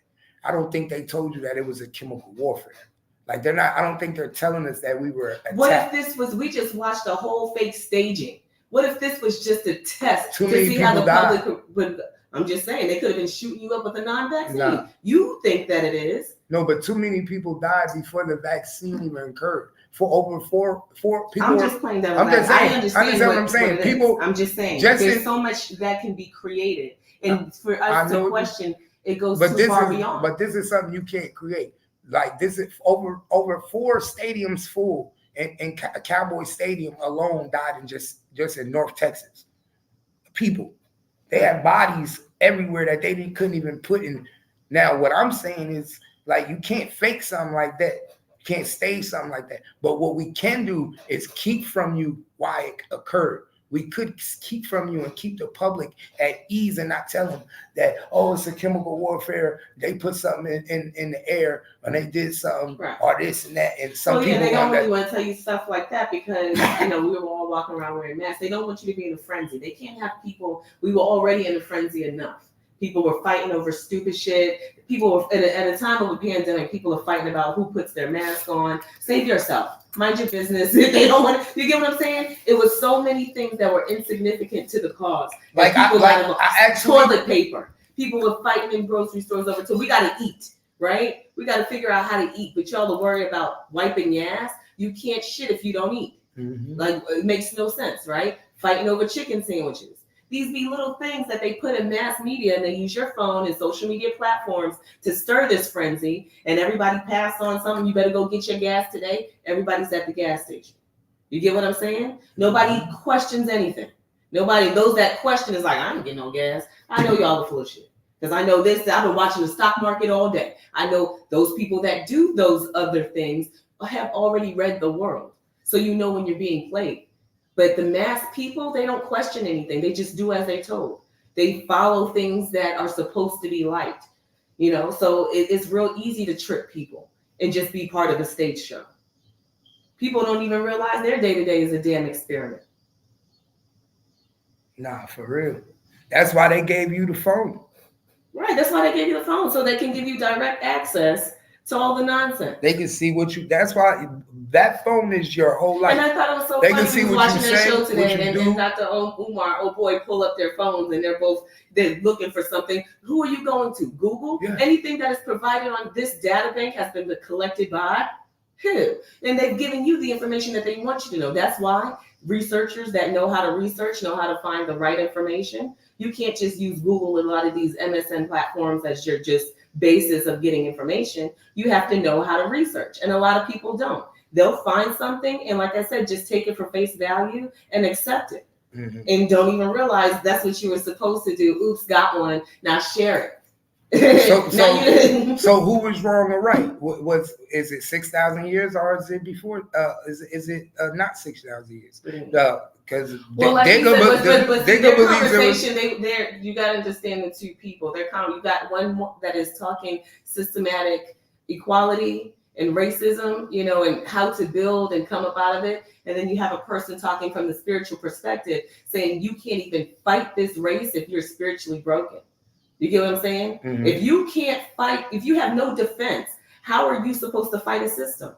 You're not even prepared to speak against it. So if we're talking about us in Black communities not being undereducated and not holding our families down and not doing the things that we need to grow as a Black community, and you're already broken as a spirit, then how the hell are you going to talk against the white man and have any stance? You can't even manage your own home. How are you talking to me about systematic? You get what I'm saying? So what brother was saying was that as a people, you can recognize that type of evil when you have clarity. You get what I'm saying?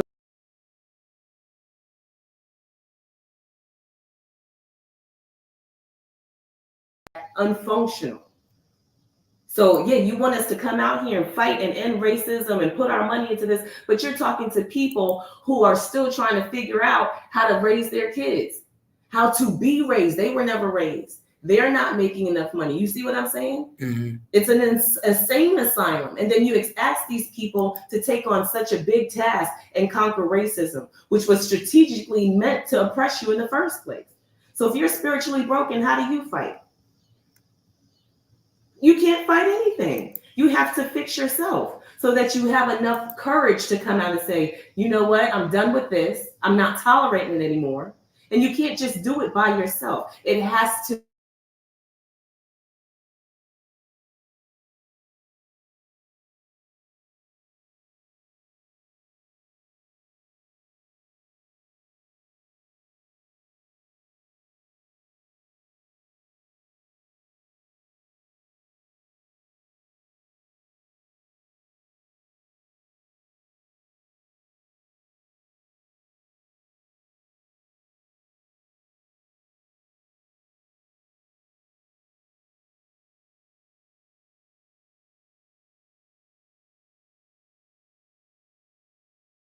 And they did, because they brought you drugs. They miseducate you already. They knew you were already behind in education when you came off of the plantation. So one but so much that your grandparents could teach you besides labor. That's why everybody was a carpenter or could fix cars, or because they had already been doing it. And that's what grandma and grandpa taught them, how to cook, create restaurants and things of that nature. You go down south, you see a ton of soul food restaurants, barbecue, right? You go up back east where we're from, you see a whole bunch of Mexican. You see everything. You're eating everything, right? It's everything but our own. But the demographic is completely different. Hold up. I did notice that. When we go down south, you see a lot of soul food and black southern restaurants. Right. But when you go up north, you see nothing of our own. But you that's because everything was. We don't see soul food. You'll see a Jamaican restaurant. Yes, but Ellis Island brought in everybody. People were coming from everywhere. You had the Irish, the Polish. You had a lot more of these people coming in off of these ports because they were hearing about jobs and all types of, like they were saying, about textiles and manufacturing and building of cars. These people were coming from other countries. Hence, we made the joke about Titanic being all immigrants coming to America, right? Mm-hmm. They were coming here so that they could have a better life. And they were going to those areas, where it was common, where they could meet other people that were coming from them. Not to say that some people didn't come down south once they got here, but you could see the demographic was completely different up there than it was down here. So these people were taught different things as far as their culture. You know what I'm saying? Like I said, becoming handyman and things. You're already behind educational-wise. So how much can I teach my future? Well, I have to teach you what I know. Well, Dr. Umar said today that one of our biggest mistakes that we made as Black people was allowing a white person to teach our kids. I'm glad you said that. No, hold up. And expect them to teach your kids in a way where they get better jobs than them, are more educated than them, and more able to be in the workforce and better in the future than them.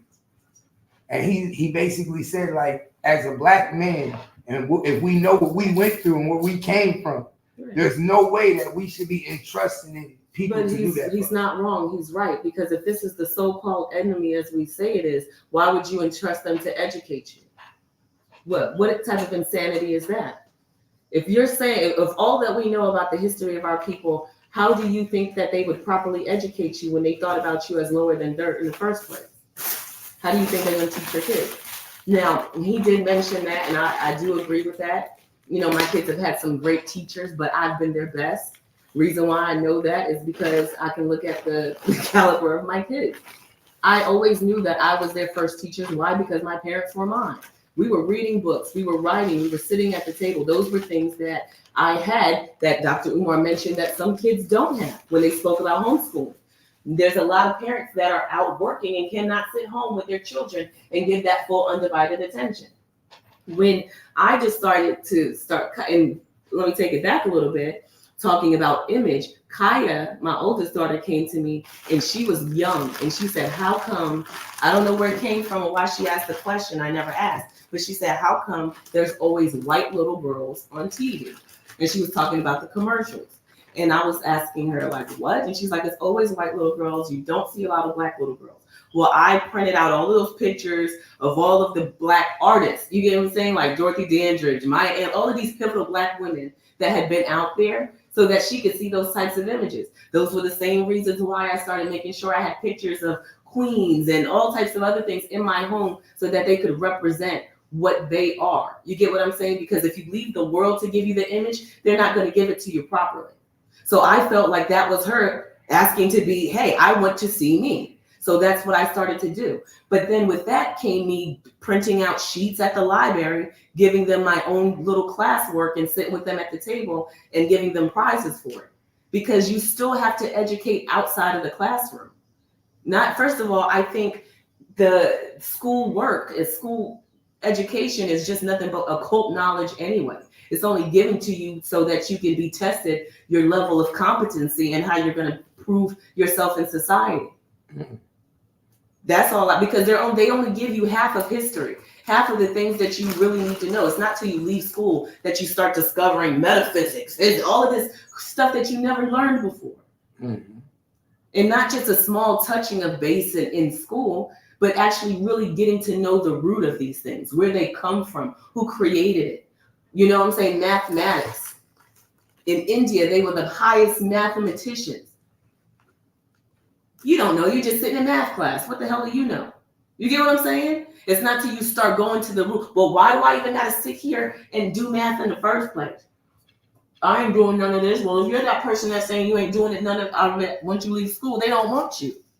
Because they want somebody who's going to come out into society and who is looking to be productive. That's why they separate you by grade levels and they separate you by classes. Aren't the AP students not with the D students? Mm-hmm. Right? They got a whole school for collect. Well, you know, they say they consider that special ed. They got a whole school for collect. She ain't with the regular kids. They don't even do the same thing the other campers do. Mm-hmm. Anytime they say they want a pep rally, they say, no, this is the college campus. Like, we don't do that. You want to have that type of fun, you go on down to the high school with everybody else. You get what I'm saying? They separate that on purpose because you're not supposed to be like them. And that's how they do all the standardized testing and your state testing to figure out where they need to place you, what schools are doing what teachers are providing what. It's all a statistic. Mm-hmm. But that's how they're able to classify you. Nah, you ain't never lied, Kimmy. So how you feel on that? When, like, basically about teaching our children, you think that's that was the number one mistake? Oh, I think I wouldn't say like should we expect them? Because he the way he said nowadays them teachers going to school and they just letting your kids do what the fuck they want, and so they can get back to the home and finish teaching theirs to teach their kids. Right, because now what has happened is that has broken down too. The teacher has that days of the teacher being involved, even for a white teacher, she can't even do that anymore because she gets cussed out. The kids are coming in, they're not, you can see that they're probably not even being properly taken care of. It's so much other things that go on and that these kids are coming to school with that you can't even get to teaching sometimes. And then they're told if the kid falls asleep in class, leave them. Maybe they didn't get enough rest last night. We don't know. So now 4 kids could have fallen asleep in class and policy may be let them sleep, you know? So then that means that's less kids getting educated. The teachers have a lot to fight against. Just like when we go out into public and we have to deal with their parents and we're watching stuff on the news, these are their parents. These are their parents. And then you send them to school and ask me to teach them. And I'm coming out of my white suburban place to the inner city to teach these kids that don't listen to me. They're unruly. They got stuff going on in their background. And you want me to teach? And then you're underpaying me and then asking me for test scores? They're like, you got to be kidding me. Mm. So their level of care is not going to be the same. It's too much of a responsibility that they would wait to after 4 o'clock and hurry up and go home and start tutoring theirs. Mm-hmm. So do you feel like they really have that thought process in their head that I'm not going to teach your kid more than mine? I can't speak for all of them because, like I said, I've had some really good teachers myself. And especially growing up and being in a private school, which is a Catholic school, all of my teachers, with the exception of maybe a few, were white. And I can't say that I had bad teachers. And actually, when I heard him say that, he's not saying bad teachers. No. That's not what I'm talking about. When I heard him talk, I said say that. But when I was hearing him speaking about the educational systems and the white teachers teaching the children, I actually had really good white history teachers. So, and they taught outside of the book. Maybe I was just blessed because I loved history already. So to have these 2 women pivotal was like awesome because they were able to bring different perspectives. Okay, but he also said the private school is different. So you got that education from a private school. Right, outside of public. So they were able to. So he was saying not exactly he said outside of public and outside of charter. Mm-hmm. He said the private school was created because they knew the black person couldn't afford to go there. Right. So those that could afford would get the top so education. You're getting the top education. Well, that's how my parents thought, else they would have had me in Colin Public School. Right? Exactly. Oh. But now what he's saying to take it to another step is they teaching this in a certain way. But now he's from his recollection is special ed was created. Wait, hold on, answer your call. Go ahead. We can get right to it, y'all. Hola. What's up? Yeah, you already know, y'all. We get right back to it. We're gonna take a little break, y'all. Y'all know what it is. We're gonna take a little break. Y'all hit that Cash App, support the page, man. Share the live.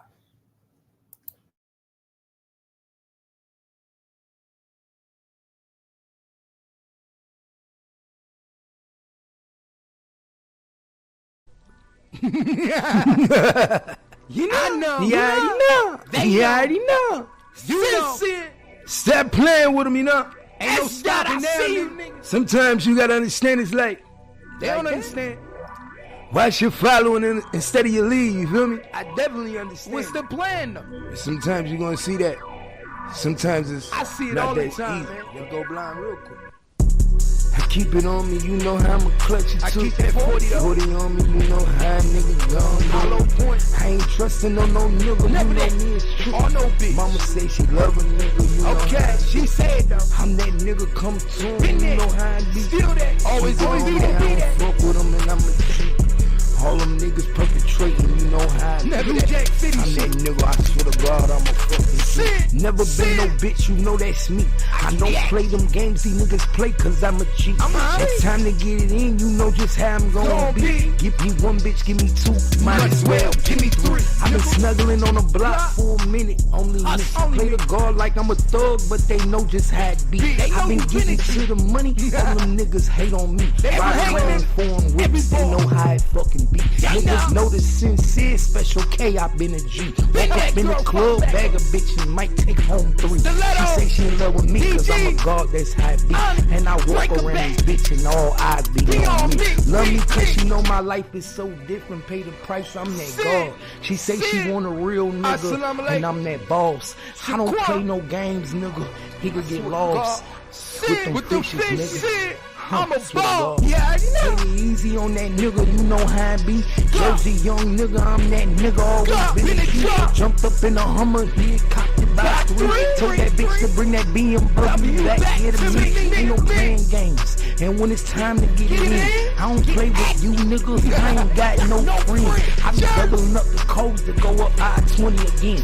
To bring back 20, the kilos, I'm gonna win. All them niggas hate a real hustler, I'm gonna get it though. I ain't worked a day in my life, you gotta feel me though. Chasing dough, every day a bitch wanna see me though. Say I'm living like she on my dick cause she love me though. I'm a type nigga that a nigga wouldn't step to. Keep a head on the hip in case a nigga rush through. Yeah, I got that money, keep 1,000 on me every day. Walk up in the club and you know what the DJ say. Sincere, I don't play, every fucking nigga day. I be going places that these niggas never seen today. I'm in the Rolls Royce, I'm in the BM, I'm in the I-8.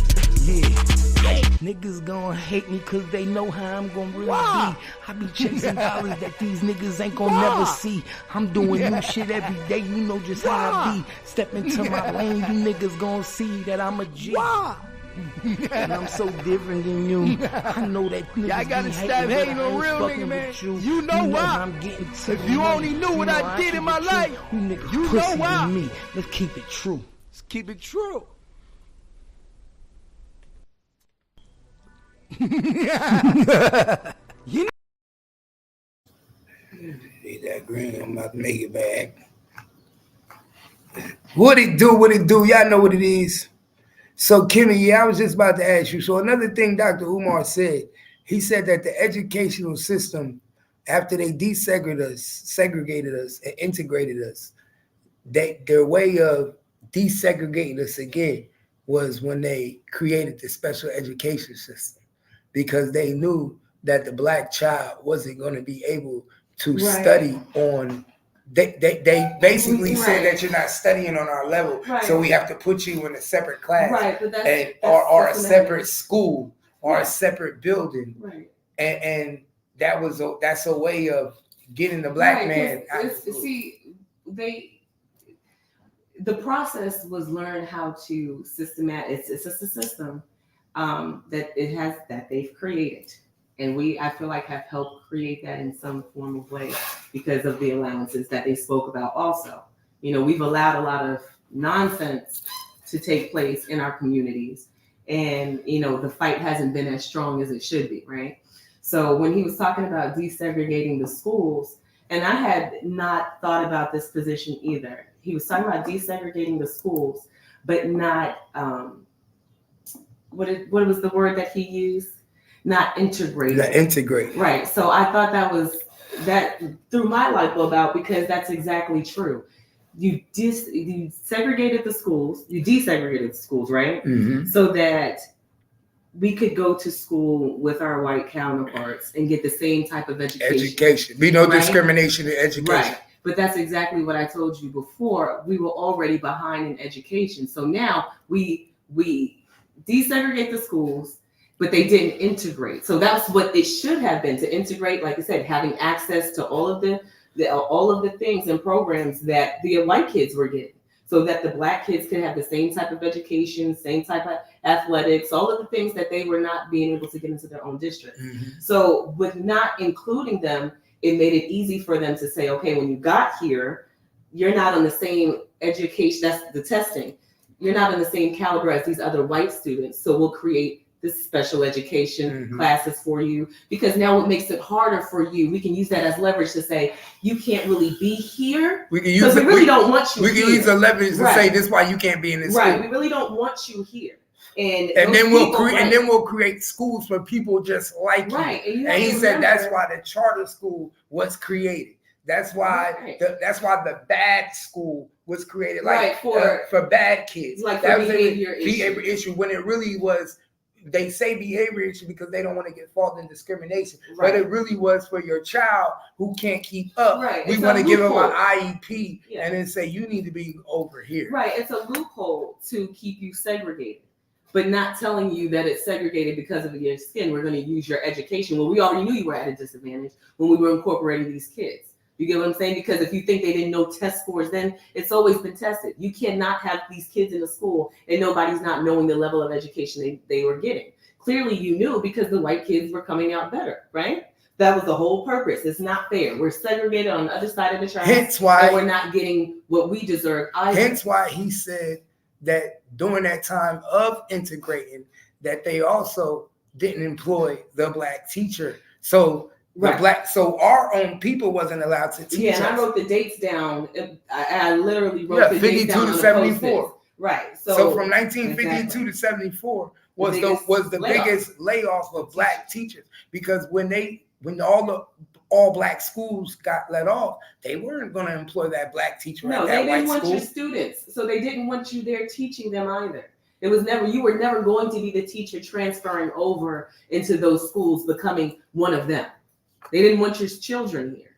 Hence why they're not going to be my coworker. Hence why they do that today. Whenever you see a inner city school get donated some big money for a new football field, they start getting new books, or they start getting a new building like South Hills got down there. The first thing they do is start doing what? They start taking over, and new white teachers start coming in. You start getting white coaches. Right. They start employing different people. Gentrification is such a big deal because we're in these communities that are undesirable, but anybody to come in and invest are not going to keep what they consider undesirable there. You get what I'm saying? So anybody, and same thing with you. Are you going to invest in something that you think is not, you haven't watched it grow or be effective at all? Am I going to, how many communities do these people come in, big time with money, into these cities and build and keep black people there? Why would they do that? They've already watched you live in a community that was undesirable and you didn't want to move. So why am I going to invest my money for you to still have that same mentality? Because remember, the mentality doesn't change. Remember, it says not where you live, it's how you live, and we watch how you live. Remember, they got upset with Trump when he made comments about Baltimore, said it was filthy, dirty, he couldn't understand. It was impoverished. People got offended. Let me tell you something. You know, Baltimore was like my second home. He's not lying. When I was growing up, there was a lot of garbage. There's a lot of people running around on drugs. It's not a lie. So why would I come in and invest in these communities where you all are fine with living in these conditions? And so keep the same people. Wait. The people. And then if it's not growing while you running it, why would I invest in it, clean it up, and then leave you to run it so it not to grow still? In Jersey and Newark, when they started building up all those new little townhomes, people were breaking the windows, taking the stuff out of. They couldn't build those townhomes without having a problem. And they could never finish them. They could never finish them. Half of them went unfinished for a long time. You get what I'm saying? They damn near had to stay in them working overnight. Because every time they damn near started working on the townhouse, the crackheads and the bums that come take the copper. You're not gonna build up two nice houses on the block and all of this shit is messed up. You're not gonna do that. They're not gonna do that. So what do? When they gentrify and they start putting money in it, they make it so unaffordable you have to leave. You can't live there. And then that makes it more comfortable for white people to come in because they see, oh, money and investments are going on over here. This is a new space. I want to live there. People who are they always want to be in up and coming places that are new developed and new towns and shopping center. They love that. Even the black people. But you got to be able to afford to live there. And they're not going to invest in anything that they can't get any money back on. How much money is really made in the hood? From the gas stations that look worn down. Nobody's going there to stay on purpose. It's not a vacation. Nobody's Airbnb-ing out here. So we don't care what y'all do until we get ready to come in and take it from you. And you're going to complain, but you didn't do shit with it when you had it. That's what Dr. Umar was saying about black dollars. We talk about the government. He said the Jews, the Arabs, everybody can forcibly take back their money or put contentions on it. And say, well, I put this much money into the communities, so this is what I deserve. We're going to come together as a collective because we give you such and such. We put in on this, right? Mm-hmm. Black community, we come in shopping, buying hair and beauty salon, liquor stores. Liquor stores. You get what I'm saying? Mm-hmm. I've been I'm seeing on social media all these cool workout places, restaurants, all of this stuff to do, you know what I'm saying, on weekends to hang out with my daughters because they're getting older. You know what that stuff is? Dallas, Addison, Frisco. There's what? You got Planet Fitness over here, LA Fitness, but there's no yoga. Black people don't do yoga. I mean, what I'm saying is there's nothing different here besides the same damn thing. Churches, liquor stores, restaurants selling chicken or tacos. They keep you in your demographic because they know that's what you like. I just said yoga. Is there a bunch of black women over here going to do yoga? Probably hell no. They don't even take their bonnets off. And that's a visual judgment call. You go over to Frisco, they probably got a daily subscription. They're there every week, if not the morning before they go to work. You feel me? Mm-hmm. So why the hell would they put a yoga over here? Because your demographic doesn't call for that. You don't call for vegan food over here in this area on the Southwest side. We would give you Jamba Juice, but it's over there by the mall, right? So It ain't really over here. Because you don't want no healthy drinks, but we got you 2 liquor stores right in front of each other. We know you niggas like to drink and fight. You could cross the street from each other. Right. You could go to one liquor store and then cross the street and go to the next one. Right. So they geared that type of stuff to your demographic. So when they do come in and start putting money in, they don't want you there. And black people have yet to understand that. We're so busy fighting and saying, oh, they don't want to help us. Well, we have to fucking do ourselves. And that's just period. If you're waiting for somebody to give you a handout, we are going to be fucking waiting and you are going to die off. They are letting you die off at faster rates than they was before. Now they're letting you do it yourself with social media, with the deprivation of your family, sexually. Not only are you fucking multiple women, men are fucking men too. So now you break down the life cycle. You get what I'm saying? You have LGBTQ communities. You have all of this to deter you from helping to build over here, right? You got so many unfocuses. What are you gonna do? Can't do shit. No. That's why old boy was mentioning so much about building your spirit. A broken spirit is broken, right? It has to be repaired. You break your hand, you put a cast on it, you attempt to fix it. How come we don't try to do that with our souls? If you build your soul and make you a whole person again, then you can help raise your child to be the best person. They'll go out and be effective children, right? They can sit in the classroom and learn effectively, right? Without having behavior issues or having to be classified, right? And I'm not talking about the one-offs. I'm talking about some real shit, emotional. Because we're all dealing with stuff, but we don't know how to deal with it. And now they let you classify all of these emotions so that they can put you in different classifications with medication and keep you down.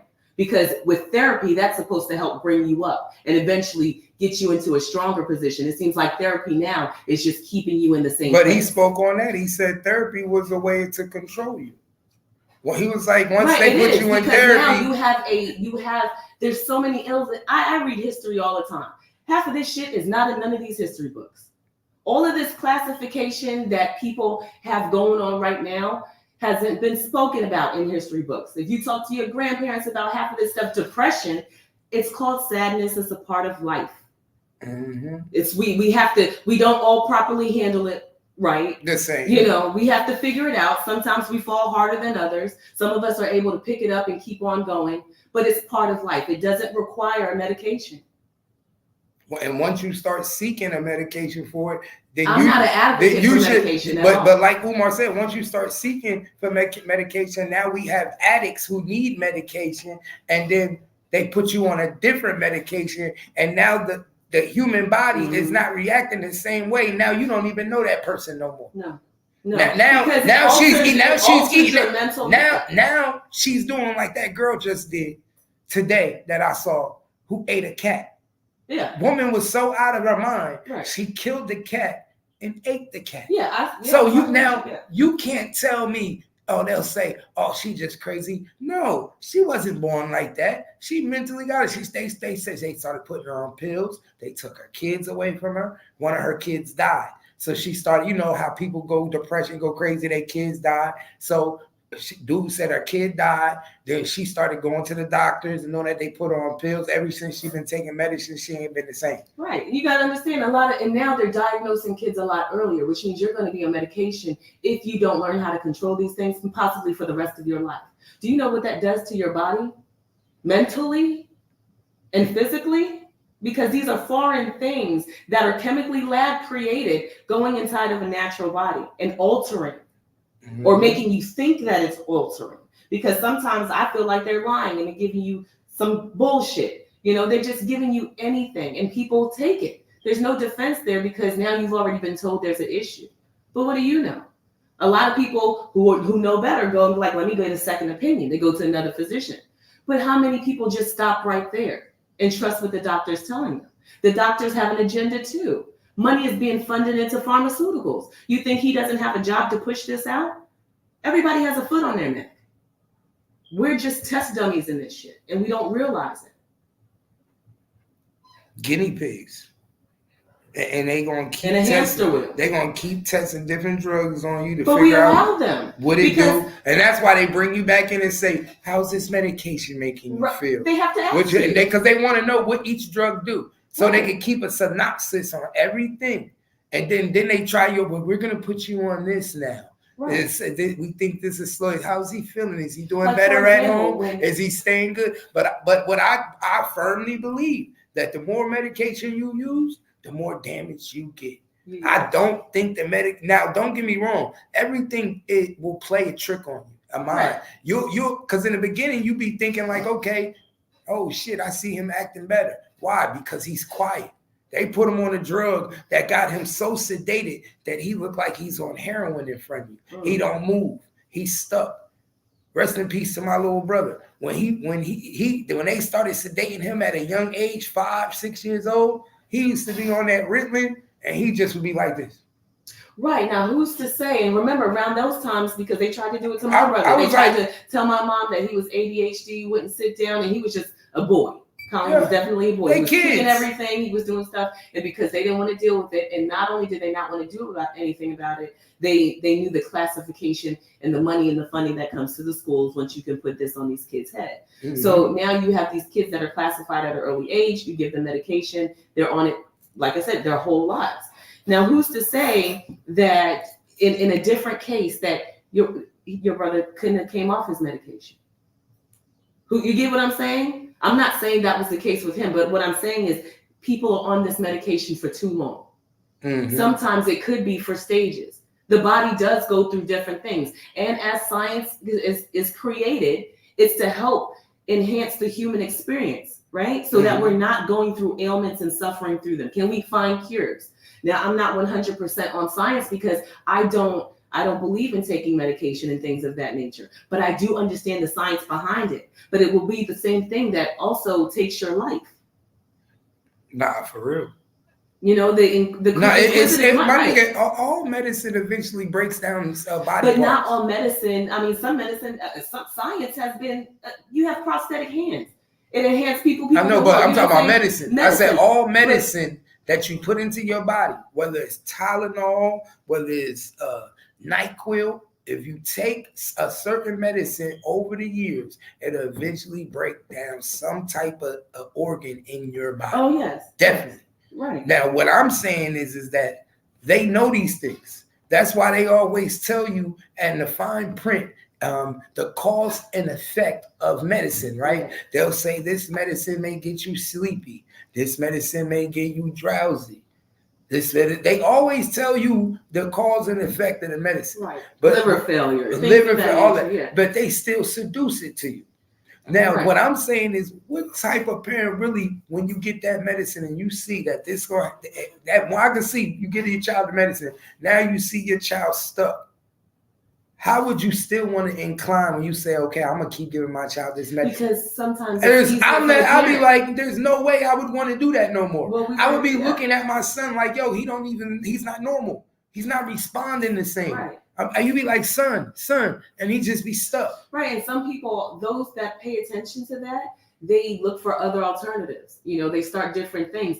But you got to remember, that's a parent that probably has accessibility to say, you know what, I don't want my child like this. Maybe try some other therapy, get a different doctor, get different medication. They maybe go holistic and do the natural things. Remember that child that had cancer and they tried to take him into somewhere where he could have marijuana? Mm-hmm. You know, things of that nature, but you have access to that. Now, when you're doing it in a community where you have limited access, that child typically will stay on that medication. Why? Because that mom probably already ain't got the time or the energy to deal with that behavior in the first place.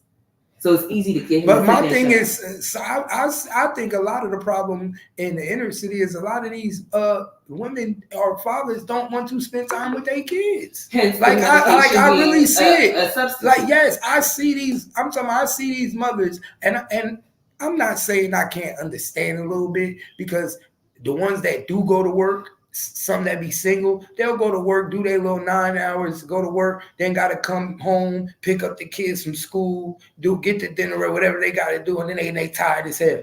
But they don't spend no time with them. There's nowhere it's like, yo, let me for 2 hours sit down and just give you 2 hours. Come on, everybody, come in the room, let's watch a movie. Right. Let's all read a book. Let's say most of the time what you see is them niggas kids doing whatever the fuck they want, running in their own room, doing the house, watching TV, close the door. You know what I'm saying? Mama and daddy doing what the fuck they want. Yes. They go to sleep, and that's the same routine every day. So the only time they actually get schooled is in school. And then when they at home, they doing whatever the fuck they want. Mm-hmm. You don't see and people just get on with that day to day, and there's nothing that changes. Sometimes it's almost like home is just where they get disciplined at. That's just the place you get disciplined. People, that's what we were talking about. Your soul, you get tired. You get tired because you got shit on your mind yourself. And then you done worked all day. Who knows what type of pressures you got in your relationship, at the job, bills. You got a zillion things. You ain't not trying to come home and listening to some loud kids jumping around. Y'all like, sit down, I'm going to feed you. It's the end of the night. But unfortunately, it becomes an every night vicious cycle. Mm-hmm. Because it's not like you do it on Monday and then Tuesday you like, okay, we're going to the park. You don't give a fuck if they got homework. They don't give a fuck what they did. Don't ask them what they did in school today. Mm-hmm. Don't ask them how was school. None of that shit. Just straight same shit every day. That's because that's what they used to. They mama didn't do it to them. Nobody gave a fuck. And I get it, because I done sat and listened through some stuff. My kids come in here every single day and tell me about their day. They've been doing that since they were little. First thing they do. Ever since they were little and they hit the door after school, they've been telling me all about their day. And I used to be tired too, but it wasn't their fault. So I would be all enthusiastic and they would still be telling me, and I'd be like in dead space But I'm here, and sometimes I'm like, damn, I don't want to just give me a break. So you think? So imagine them badass kids. You think they coming in telling their mom, I curse the teacher out 2 times a day. Hey, I push the nigga in the hallway. That's how it is. I came down here, told you every detail from her dropping her water bottle and all the ice spilling on the water. You get what I'm saying? Yeah. So they do that because that's what they do. But we got good kids though. But we engaged in it. If we paid them no attention, they would never come. And we got good kids. But most of these motherfuckers is bad as hell. So they're not coming to tell you what they did bad today. Right. I mean, shit. They looking for attention somewhere. You ain't giving it to them. So they gonna go to school and get it. Right? Nah, I mean, it comes out. It doesn't stay hidden. It comes out somewhere. And the reaction is going to be in the kids. You'll see that. It definitely shows. Nah, for real, Lena. You ain't never lied. No, time is definitely important because and I'm learning the importance of time the older I get. It's becoming a little bit more and more precious to me. So wasting time is not something I want to do. And then I want to leave certain images of myself and conversations with my kids. I would never feel right. That's just me as a person, knowing that one day I won't be here and these were the things that I didn't do or say to my kids. I'm tired too. There's some nights that I go to sleep and I don't say anything. And the next day I'm recouping what I didn't get that day. I mean, you just have to figure out how to do it. Nobody else is going to do it for you. But the kids are the only ones that suffer because they don't have an outlet. That's why I've always let y'all, including you, Gangsta Cat, everybody in my house, I've always felt like this is your safe space. You can do whatever you want. Turn your music up. You want to stand on a pool table. You want to rap on KJ, rap all night in his room. The girls be singing in their room, dancing, doing whatever they want. It's your space. This is your home. This is where you have the opportunity to come home and take off the facade that we have to wear in the world of being proper as a student or being proper in the workplace or civil in, the grocery store. You get to come home and be exactly who you want to be and relax and not have any judgments. You need that. And communication and time is very important because if you're a family, you want that to be, you want that to be the vibe. Nobody wants to be in a house full of tension and yelling and aggravation. So I always wanted my home to be my vibe. I got enough rules I got to follow when I leave. When you come home, you can say as you please. You can talk about what's on your mind. There's no conversation that we can't speak about. There's nothing you can't learn here. You get what I'm saying? It's an open space, but a lot of people don't have that. Oh, they found out Enchanting died from an overdose. Her shit came out, her autopsy. Lena said, they have to learn from our mistakes. Right. And you know what? It's so crazy too, because I'm not above that. I'm not a perfect person. I'm not a perfect parent or perfect wife. So I love when my kids can put me in my place and recognize something that I know where I fall short, but I don't care because I'm just lazy on it. But they can recognize it and be like, well, I don't want to do that. I don't want to be that way. And I'm like, I'm fine. I don't take it personally, like, oh, I'm not doing it. But I'm glad that you can learn from something that I may not be doing. You get what I'm saying? You have to be able to break a generational curse. And if I'm teaching my daughter so right and something I'm doing is wrong, then I'm glad you recognized it. Because that means going forward, you ain't going to do the stupid stuff I did. Thank you. That means I'm doing something right. That means I'm doing something right. I'll figure my stuff out later. But in the meantime, you caught wind. Thank you. You know how it's not supposed to be done. You get what I'm saying? But you have that space to grow, to be like, you know what, Mom, I don't like when you do that. And I wouldn't agree with that either. You could do it like that, but I don't. I love that. Thank you. Because that means that you can think for yourself. You can make good judgment calls. You can learn from anywhere, anybody, whether it's something good or it's a mistake. I love that the most. But like I said, a lot of people don't have that acceptability in their family. Like I said, we talk about therapy. People can't even talk in their own home and be open without judgment or aggravation, So it's hard to have that because these are the same kids and the same people that have to go out into society and be productive. They got to be a student or an employee somewhere. You know what I'm saying? And people are bottling all of this nonsense in. And then when things go bad, then we're questioning, oh my gosh, well, I didn't even know that they were going through this. And she may have mentioned something before, but I wasn't listening. I couldn't deal with the fact that my kids would be going through something and I wasn't taking the time to listen to them. Hey, and the 2 cops in the Breonna case just got off. In the who? Breonna Taylor case that shot her. And remember Breonna Taylor that got shot in, I think it was Louisville, Kentucky? Mm-hmm. Remember they ran up in the house, thinking her boyfriend was there, and they ended up killing her. Right, that's the one that they said the door was open. No, that was in Texas. That was in Texas. That was the Texas one. This one was where they just went. Remember, it was a condo, and they went upstairs in the condo, and they just knocked on the door, and she was like, "You can't come in my house." Okay, yeah, and they just started shooting. Yeah, okay, I remember that one. Well, they just got off. Why? Huh? What they say? They beat the case. Remember, I tell people all the time, just because people are charged don't mean that they're going to get convicted. Yeah. Being charged and being convicted are 2 different things. Sometimes we charge them just to make you happy, to get you to be quiet, because it's all over the media right now. But once we charge them and they got to go to court, got to go to trial, we control the outcome of this trial. Why? Because we choose who's in the jury. We choose what the demographic look like in the jury, whether it's African American or whether it's white. We choose who's the judge.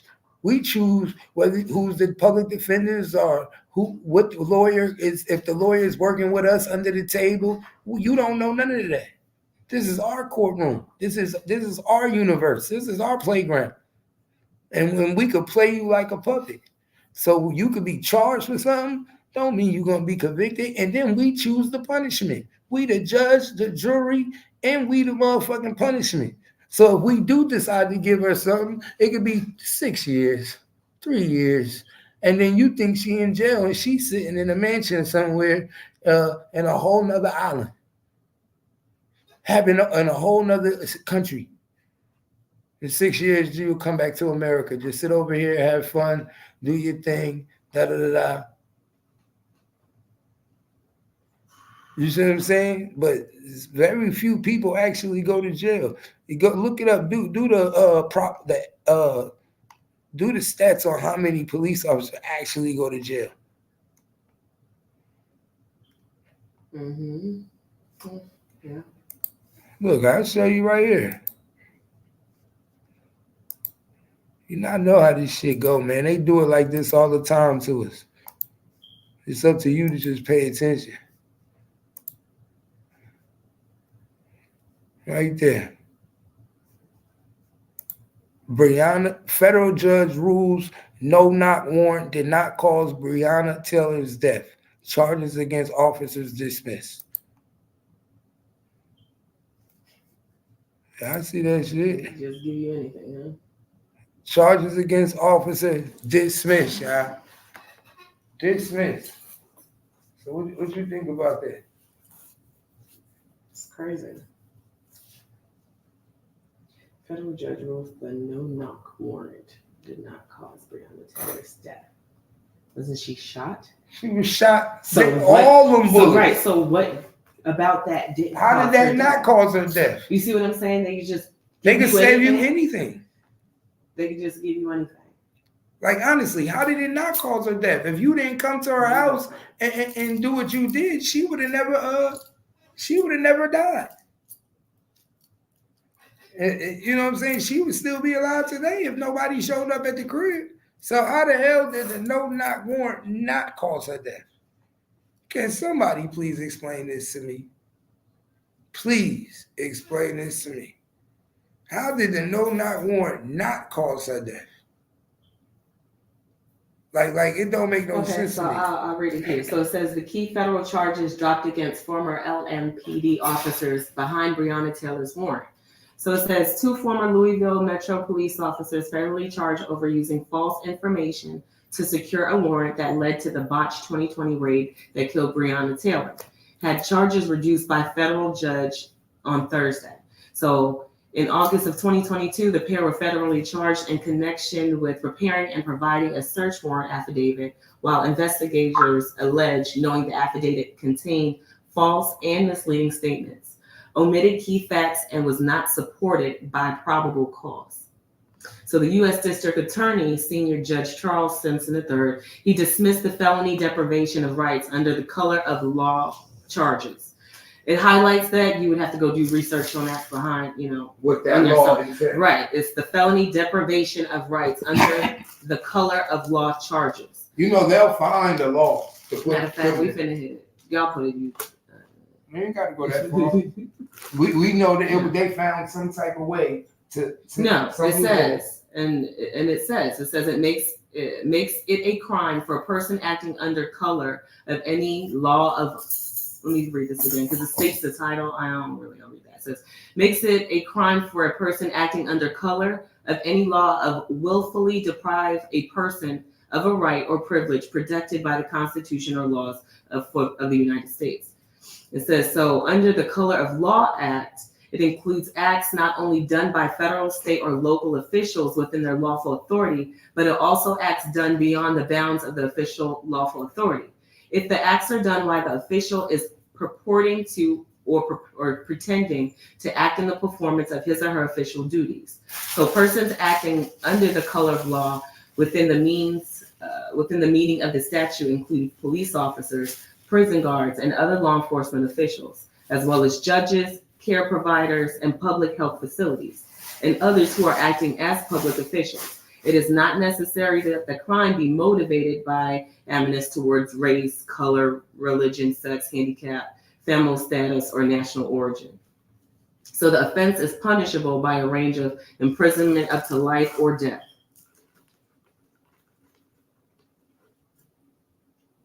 That's what happens when you take the money.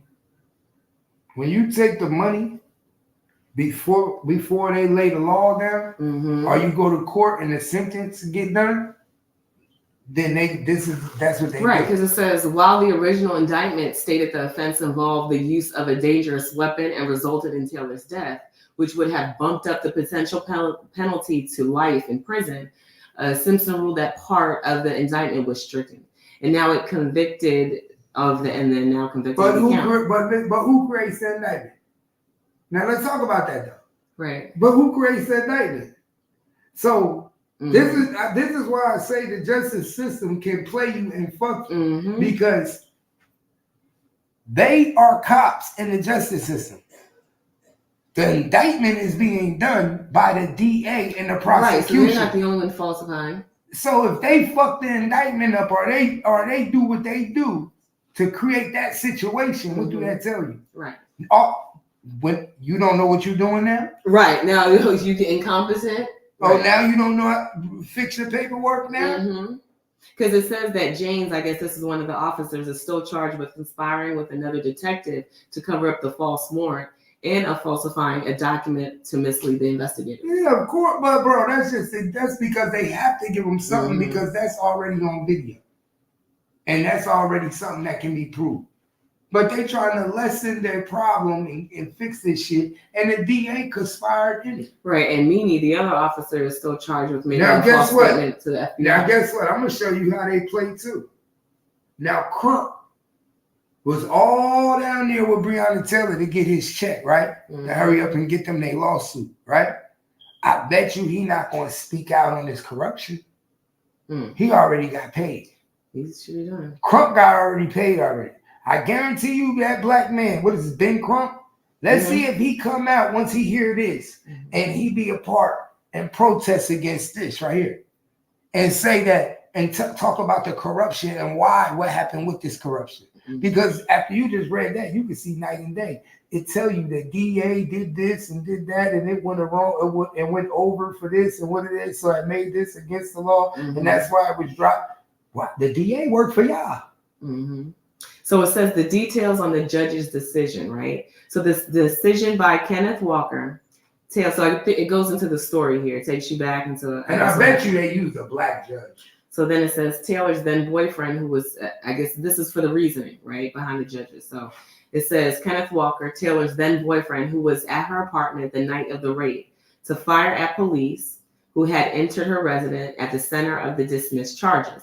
So Simpson found Walker's decision to shoot, so this was the judge, found Walker's decision to shoot at police was the catalyst behind Taylor's death, superseding officers' entry of the warrant and that prosecutors had alleged included false information. So Walker fired first that night, and then LMPD officers fired 32 shots in response, with several hitting and killing Breonna. So can't speak tonight. Prosecutors are required to prove officers' entry was the actual cause of Breonna's death. So as well as the approximate cause, meaning of her death was the natural and probable consequence of what happened. So the attorneys for James and Manny, the two officers, argue that Walker's decision to fire at the officers intervened in the natural course of events and should have relieved them of the criminal responsibility of Taylor's death.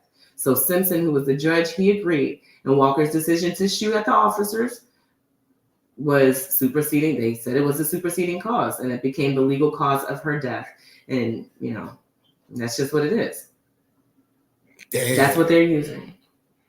I think that's some fuck shit. Because of his use of a weapon and to fire, because they said the next part goes into them not even being part of the entry. So they're saying we hadn't even completely entered the house before he fired the shot, and we engaged, shooting 32 times with multiples hitting Breonna. Mm-hmm. So had he not, we hadn't even gotten to knocking really on the door. He could have seen him coming up. Now you're throwing anything. Seen us coming up the stairs. He's got the gun ready. You get what I'm saying? We go to knock on the door and bang. We didn't even get to say why we're here before he shot. We had to intervene with shooting back. And unfortunately, she was caught in the crossfire. So they're putting it off on her boyfriend. He wasn't even there. That's not what they're saying. That's what I just read you. They say he was there? That's what I just read you. I started from the top. It said that he was there that night. And he shot first. It says the details on the judge's decision by Kenneth Walker, Taylor's then boyfriend, who was at her apartment the night of the raid, to fire at police who had entered her residence as the center of the dismissed charges. So Simpson found, which was the judge, that Walker's decision to shoot the police was the catalyst behind Taylor's death. So not on the responsibility of the officers, but because he shot first and they intervened with shots, because now they're not even talking about them falsifying documents and being there in the first place. They're just putting the shooting and the cause of her death on him. So like they're really, to me, I feel like they're washing that under the table. I thought they said the cop shot first though. I don't know who said that. This is what their judgment is coming off of based on what they had. They said he shot first, and then the shots. But 32 from the police officers. But nobody also talking about they stole $40,000 out of her house. See, this is something. See, I got insight. So then that's why they're falsifying documents. He's got some shit going on in this house. No, that's where he kept. That's where he kept the money. Right. So these warrants. That's what they're saying. They were falsifying information, creating this stuff so that they can get these fictitious warrants to be out there.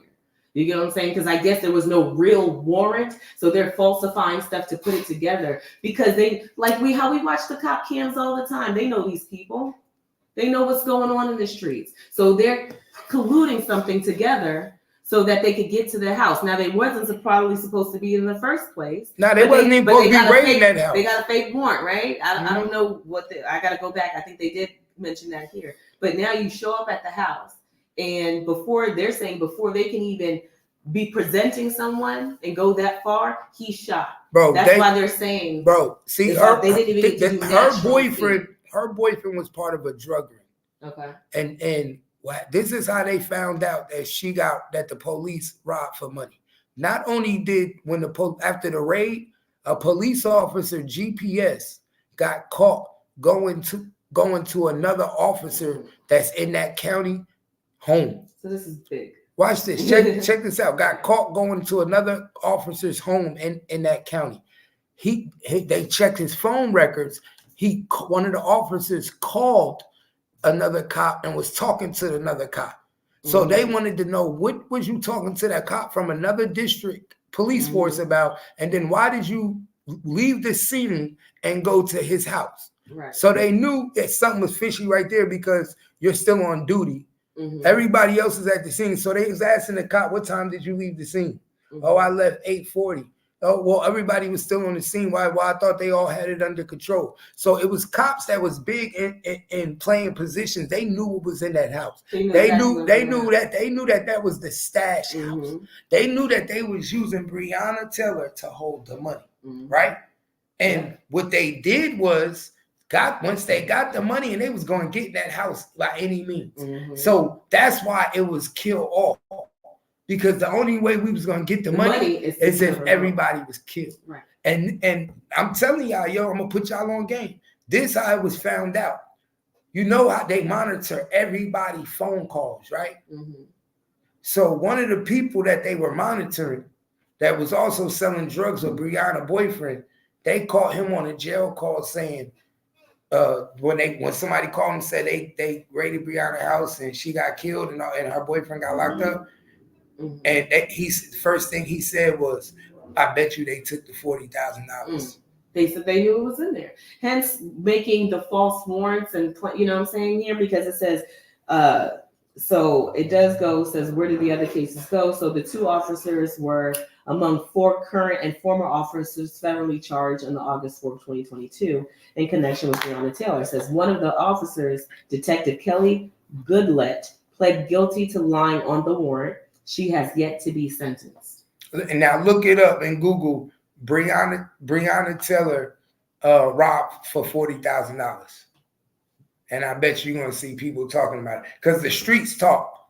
Now, the media ain't going to talk about it. But like the streets talk, people knew that she was holding the money. People knew that she was, like, they didn't sell drugs at her house or nothing. That was just the stash house. They knew what the fuck was in that house. And then they got a whole phone call that's on YouTube of the dude talking. The jail call got released of him talking to his girl. And you know how niggas try to talk on code and he like, man, I bet you them niggas stole that 40K. And she like, what? He was like, yeah, man, you know, I just had gave her 20,000. What's the name? Had just dropped 8,000 off over there. You know, and talking on the phone. He was like, man, it's some bullshit. They all wanted that money.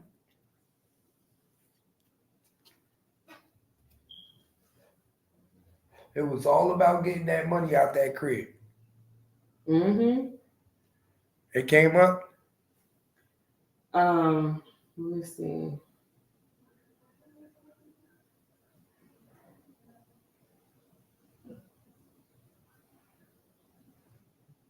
Let's pull up something. Let me see.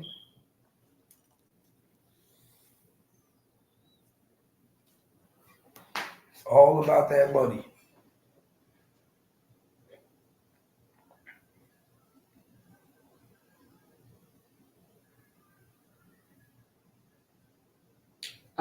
It says, though police recovered no drugs or cash from the 26-year-old emergency room technician apartment in Louisville South End, police reports show how officers linked Taylor to a narcotics investigation centered around with a lot of evidence that has since been challenged.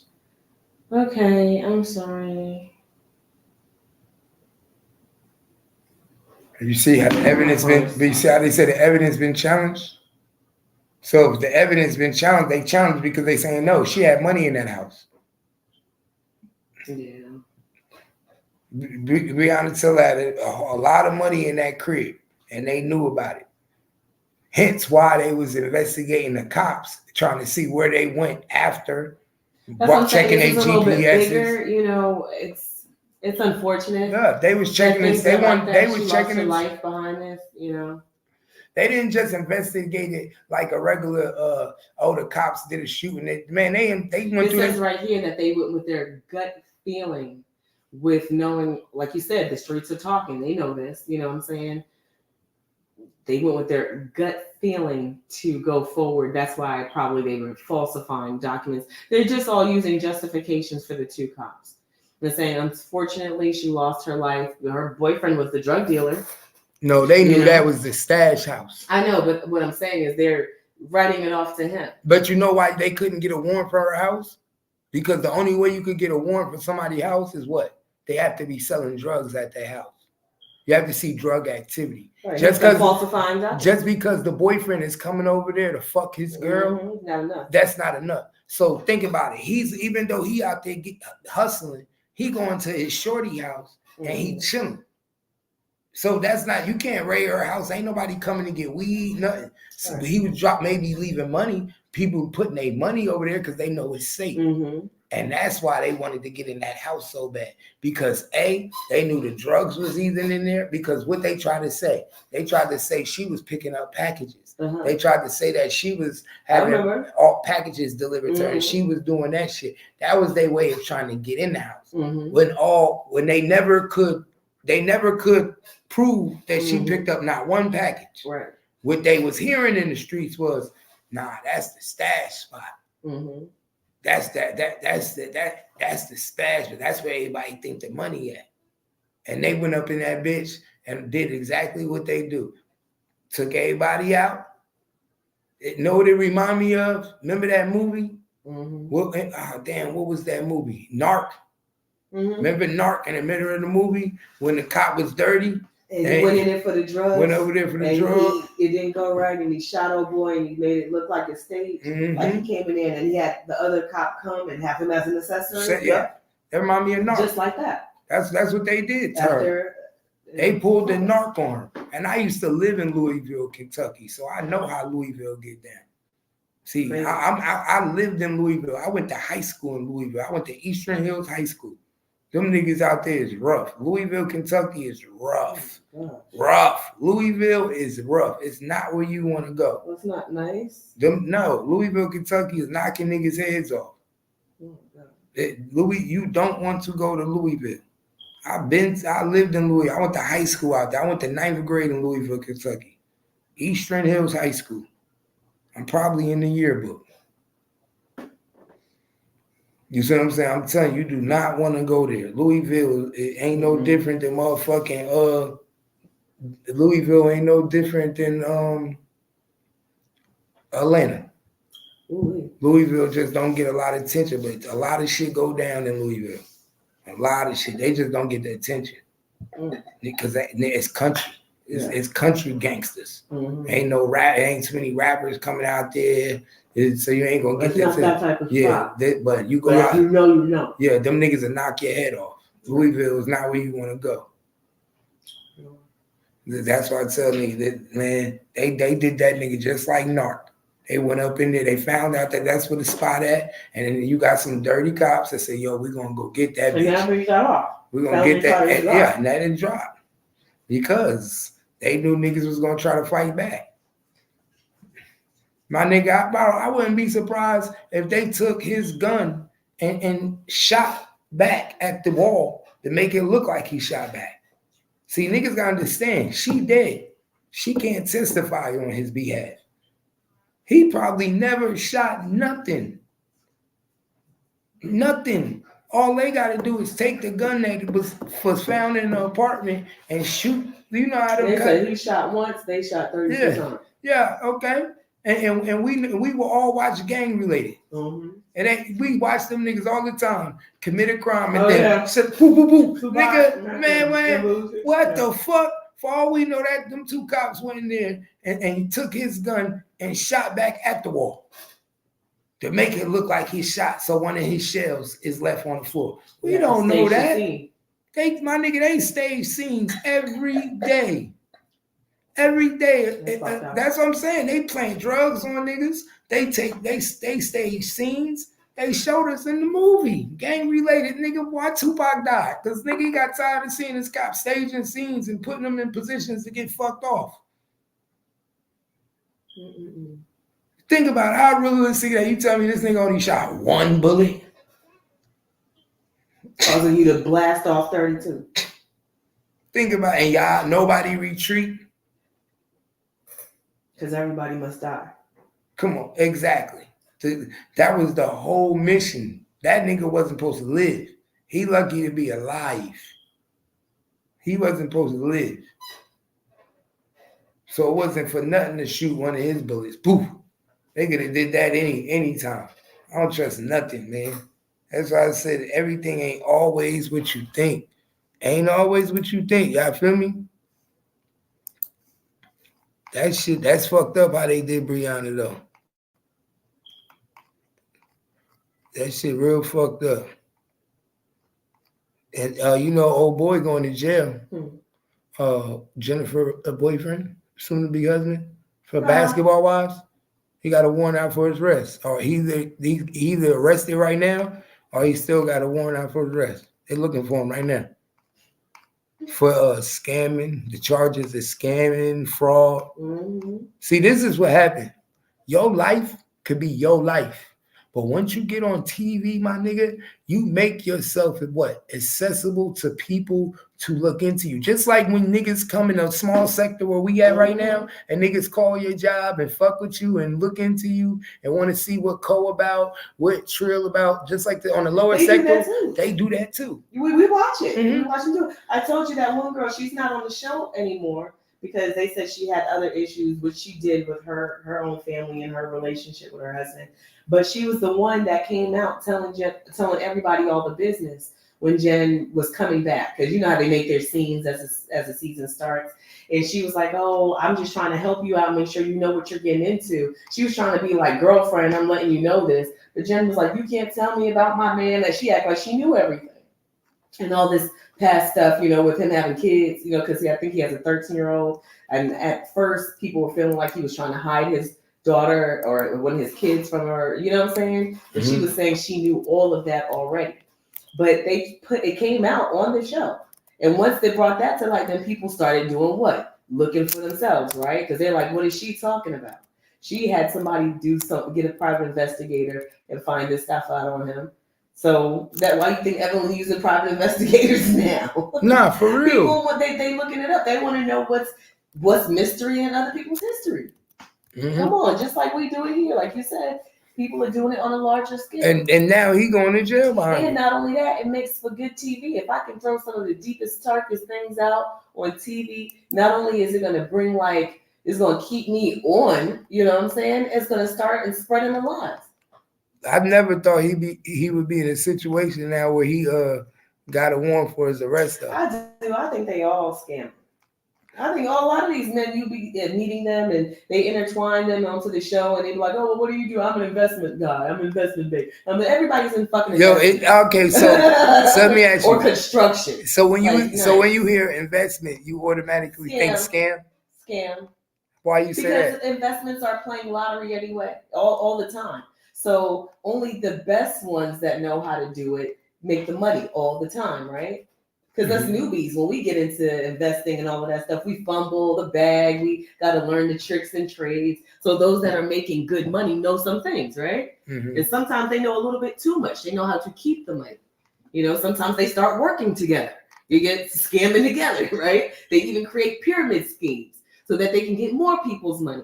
They're smart on this. So when you say investment, those that are on this show and they have those big mansions, you guys got something going on. You guys got something going on. Come on. So your boy Tyrese, y'all. Your boy Tyrese is upset again, man. Tyrese upset because his baby mother see him doing more social media, doing more interviews, and now she's trying to get him and raise his child support up to $40,000. Wasn't he not? He on child support. He's on child support right now. Mm-hmm. I think it's like 20-some thousand, 22,000.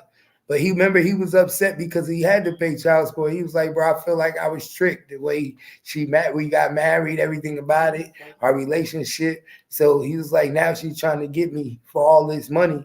But now she's trying to take him back to court. He said he feel like the whole system is a scam.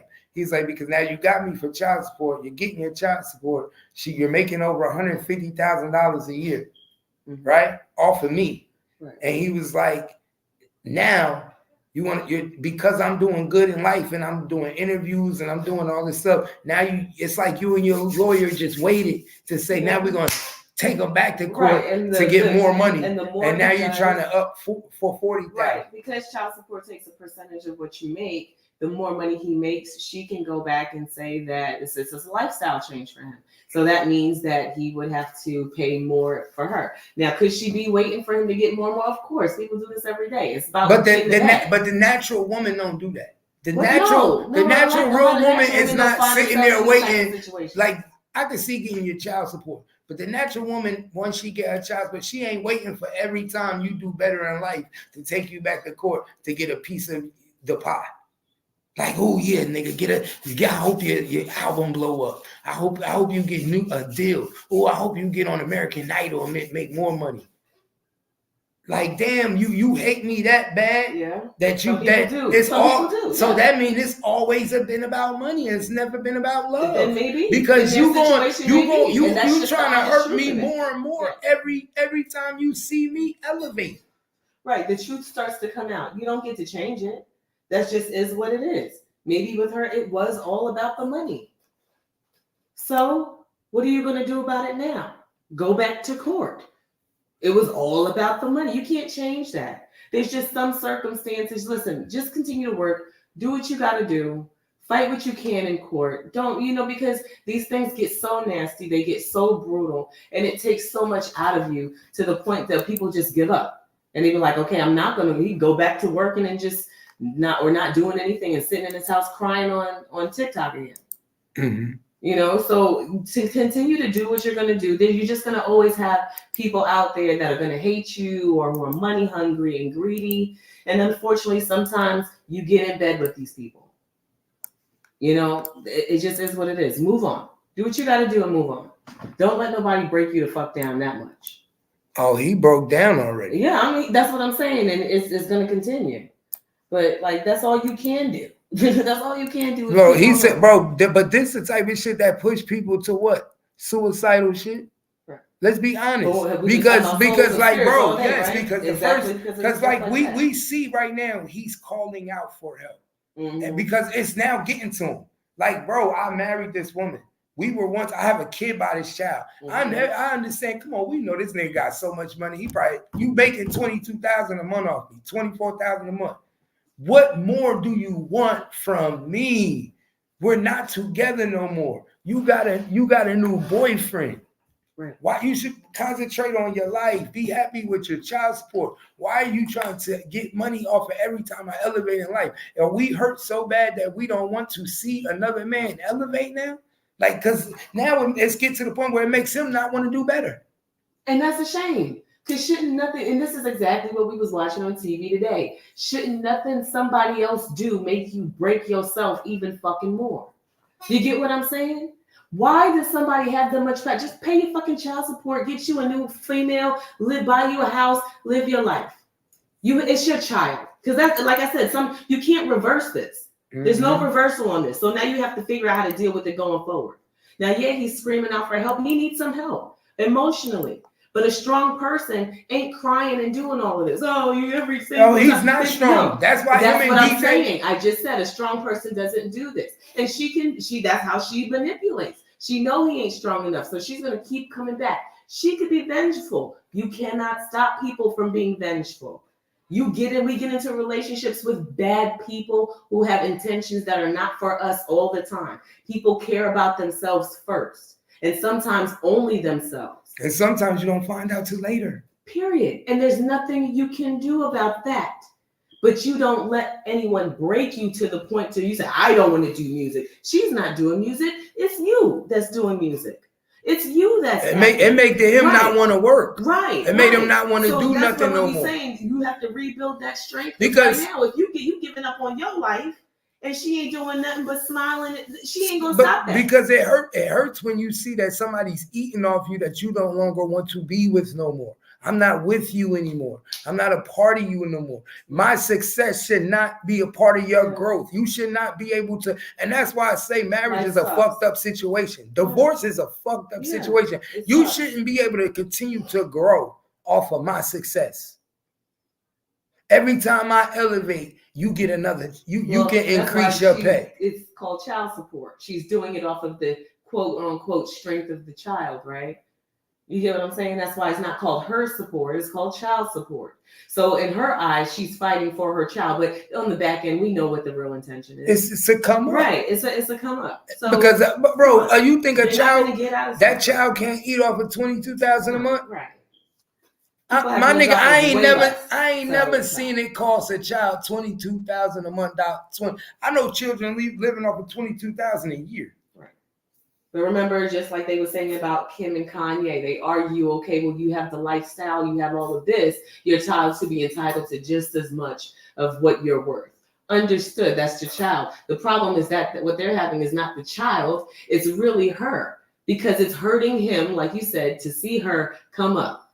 We ain't talking about the child. We're talking about two adults' emotional gameplay. It's taking a toll on him, and she like playing it. Mm-hmm. We are not talking about we haven't mentioned the child once, right? Because we're talking about the two adults.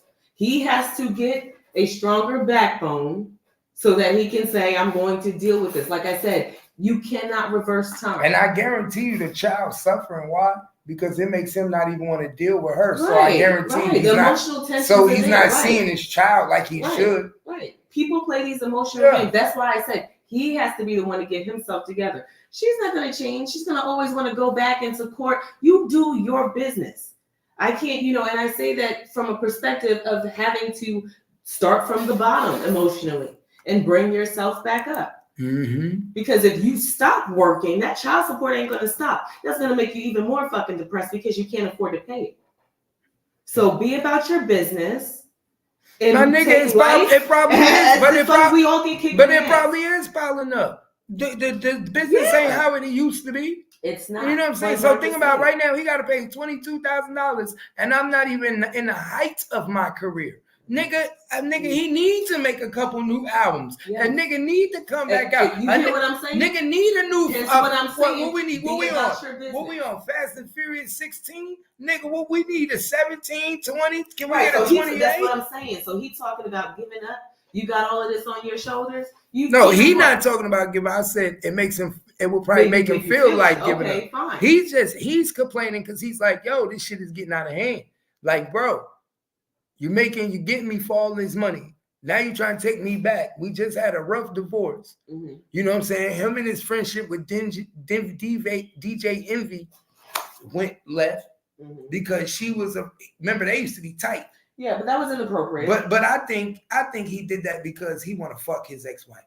I truly think DJ Envy was fucking his ex-wife on the low, behind his back. We all know. Remember, DJ Envy's wife leaves for like 2-3 months at a time. Yeah, we all know.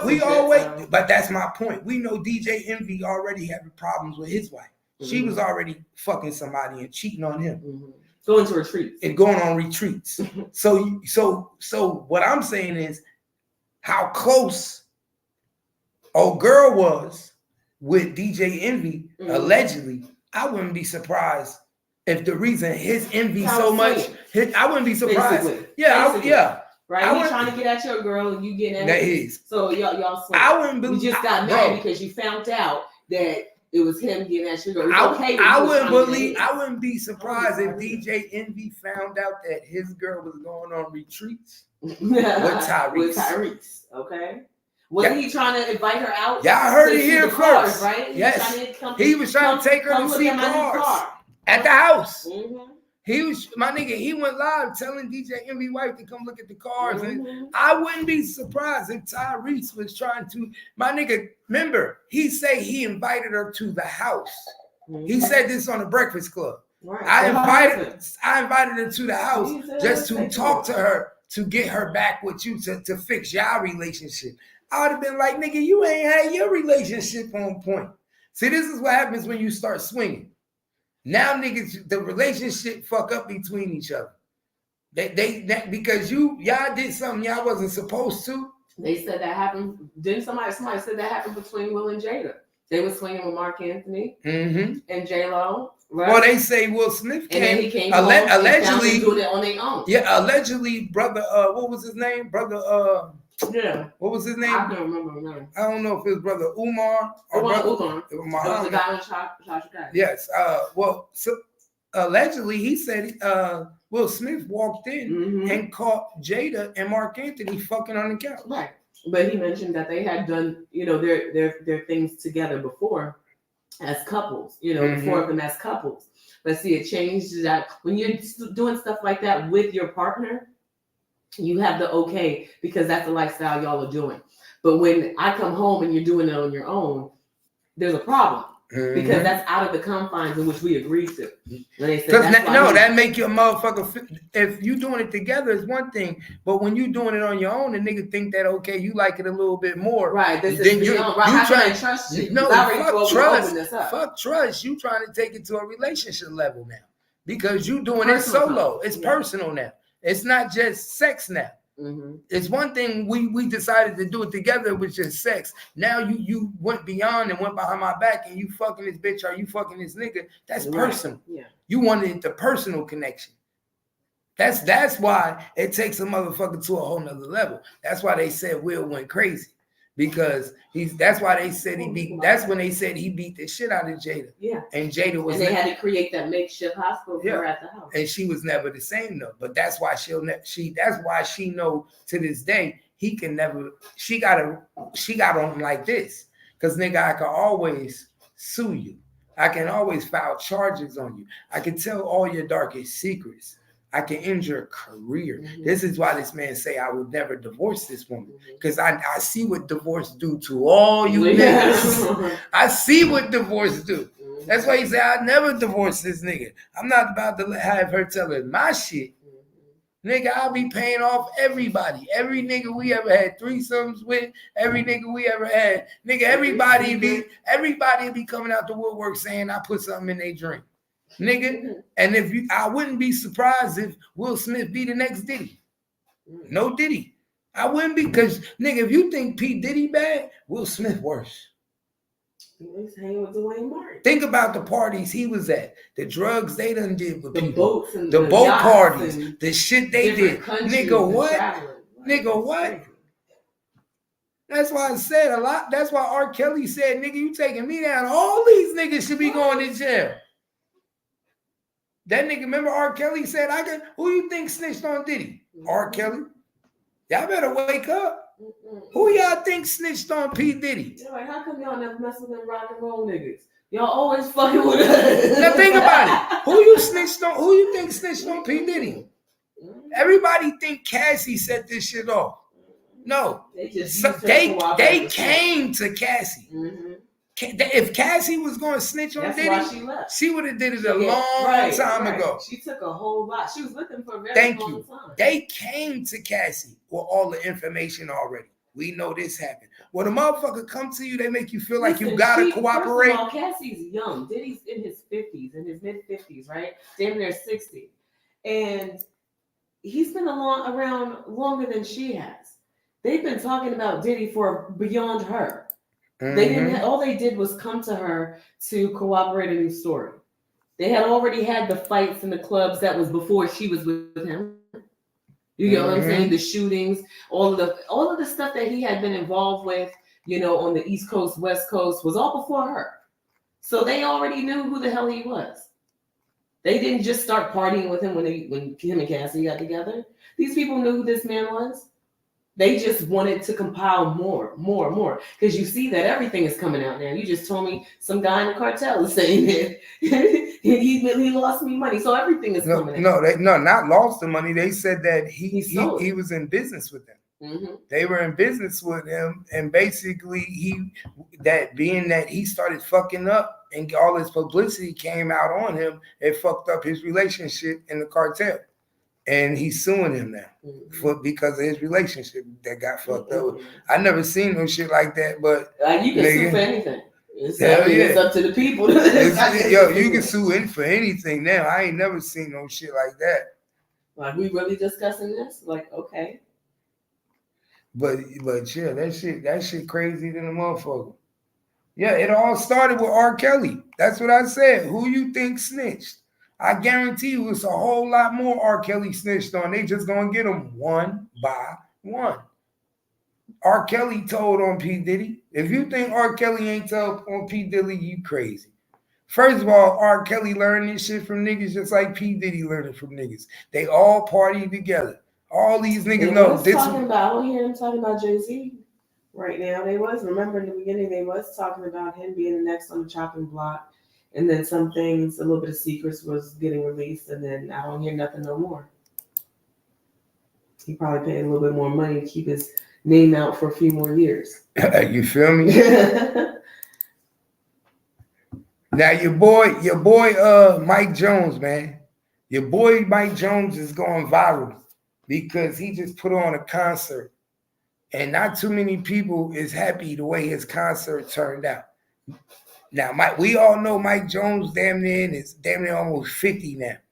You know what I'm saying? When I was bumping Mike Jones, I think we just came to Texas. Just came to Texas. I was just came to 18 years old. He was older than us then. Mm-hmm. So he got to be damn near 47, 48, damn near about to touch 50. So everybody's upset, man, because this nigga had the white crowd, but it was looking kind of light up in there, man.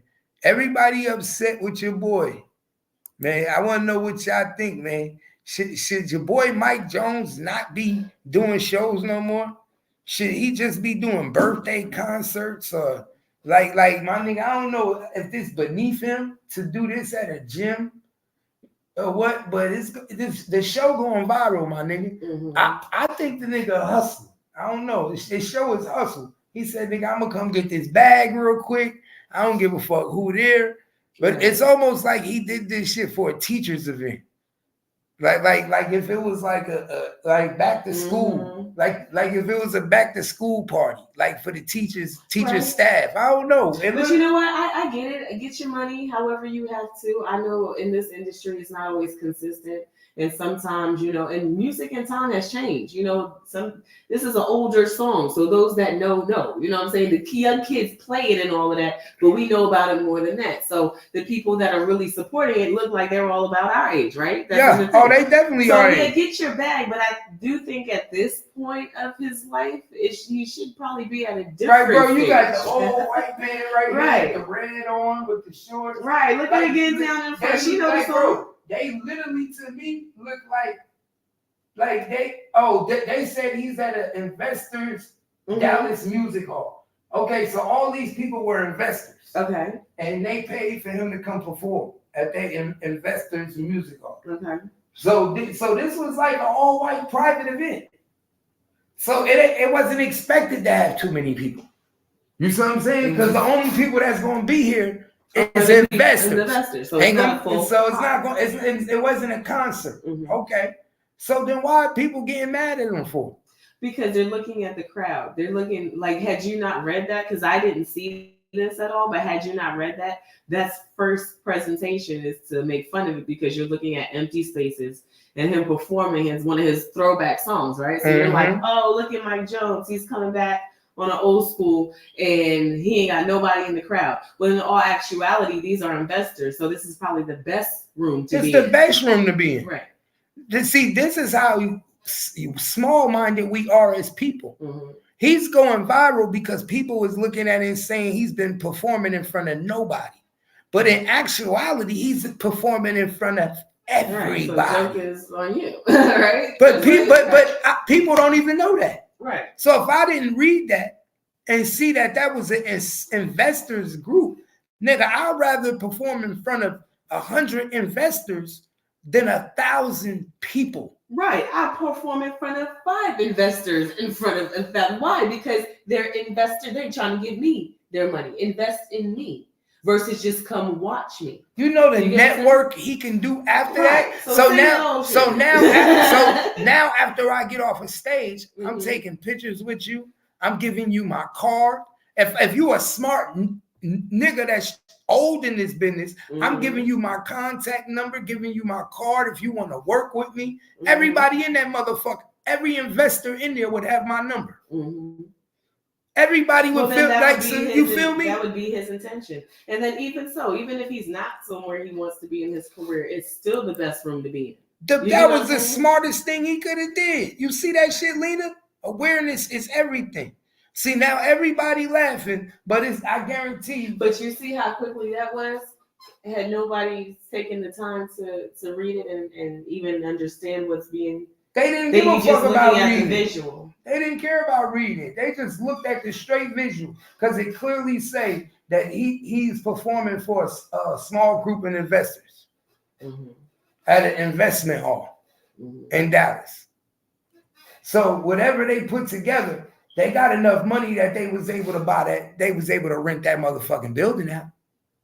That ain't cheap. You said, I don't give a fuck how many people in there. Do you know? You see the stage they put in that motherfucker? So he ain't the only artist performing in there. Yeah, it's probably a lot. They probably got their country people coming in. They're artists. They're artists. You come to perform. What is the record labels? An investment? Isn't that an exchange? That's exactly what it is. You're the artist. So you come perform. We size you up and figure out how much money we want to put into you. These are the people that are making decisions.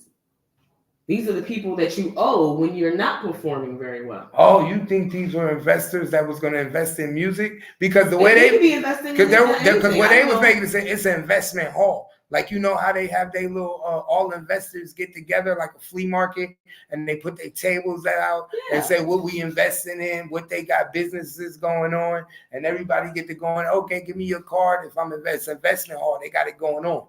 But they had entertainment. And they had a whole bunch of people come out and perform. So that's why I'm saying he had the best place, because you got some of them, because when they had these halls and they put them together, some of the biggest investors come there so they can find investments and see what they can make money on. Right. They discussed that. So who's to say that you probably don't walk out of there with a nice what a new investment. Right. We're going to make Mike Jones Pizzeria. Yeah, hey, Mike Jones, how much would it cost me to put your name? The number. Yeah, how much would it cost? The name of just the number alone could be the store. 281-281. Right. So you call, that's how you answer 281-800. Thank you. How many take? No, they took the number. It doesn't work. I know, but I'm just saying. Yeah. You don't. I mean, you call a number, that's on you. I'm saying, when they answer the phone, I was making a joke. Yeah, you can say that. That's the name of the phone. That's because if somebody calls it, it's not going to go anywhere anyway. But that's just the name of the store. I mean, there's a lot of things. Investors think of a zillion things. You got people that invest in. And that was fucked up how they did him. He said that they took his number because he was monopolizing off of it. Right. They said they were getting too many calls.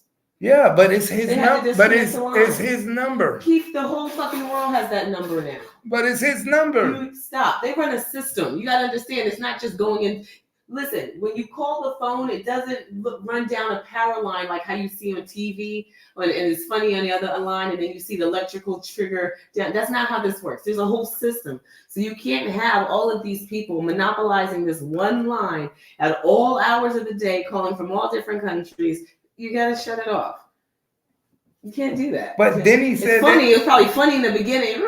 But now the line is constantly running. But he said, but then they tried to charge him $100,000 for it back, though. Yeah, motherfucker, are you insane? Because if that song is still out there. Some new kids on TikTok decide to start calling this number all over again. Now it's popular. You can call this number, and then it's all the same. It's the same difference. But he could get another number and put it out there and start doing it. But my thing is they'll probably do the same thing with that. They shouldn't did that. That number was so popular that niggas was calling that number I called it a few times. I ain't gonna lie, that bitch stayed busy.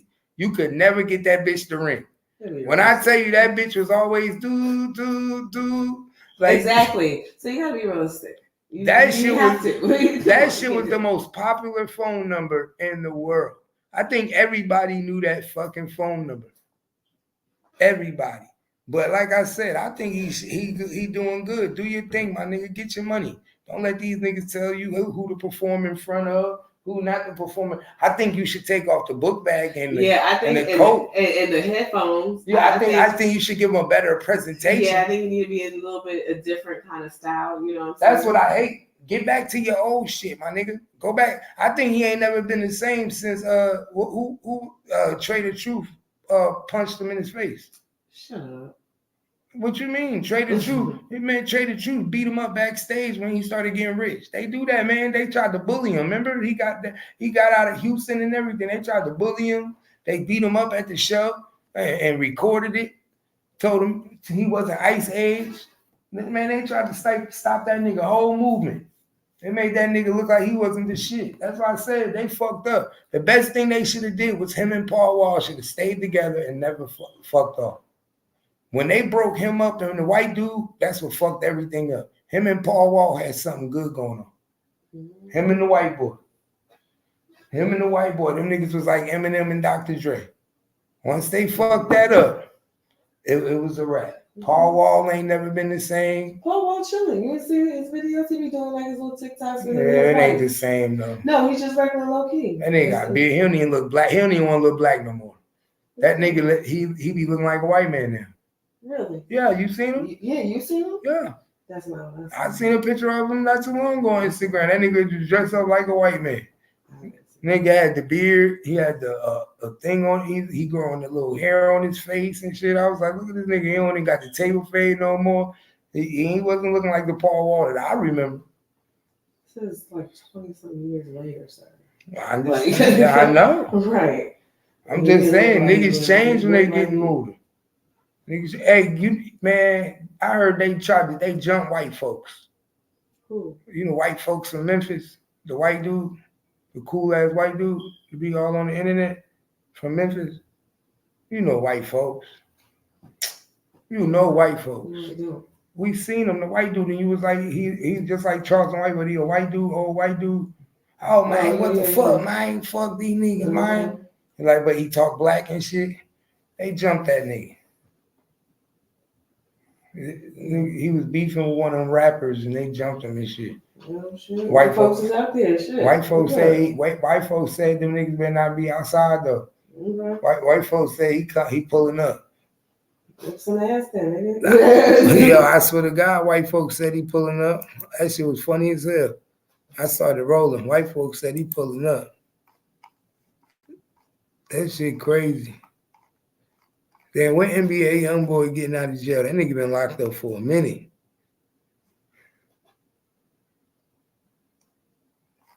Like for real. That nigga ain't never coming home.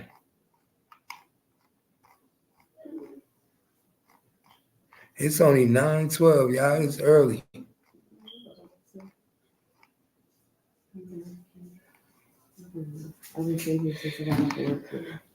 Yo, so a black girl, the last one. Hey man, so a black girl, y'all. A black woman breaks down in tears. A black woman breaks down in tears over the cost of groceries. She says they're killing us without killing us. Well, you know, since COVID, a lot of people. Hold on, I'm gonna let you hear what she said. People in ways that they can't help themselves. It's either feed my child or how about feed my children and I don't, but I have to go work. How hard has inflation hit you? It hit me hard. It's hitting me hard. Who do you blame for it? I blame the federal government at this point. If a working class mom who works as a paralegal cannot buy a $2 bell pepper because it's now $5, imagine a mother living on food stamps. Imagine a mother who's making minimum wage trying to feed children. They're killing us without killing us. If you understand that. They're killing us without telling us they're killing us. They're hurting people in ways that they can't help themselves. It's either feed my child or how about feed my children and I don't, but I have to go work. How hard has inflation hit you?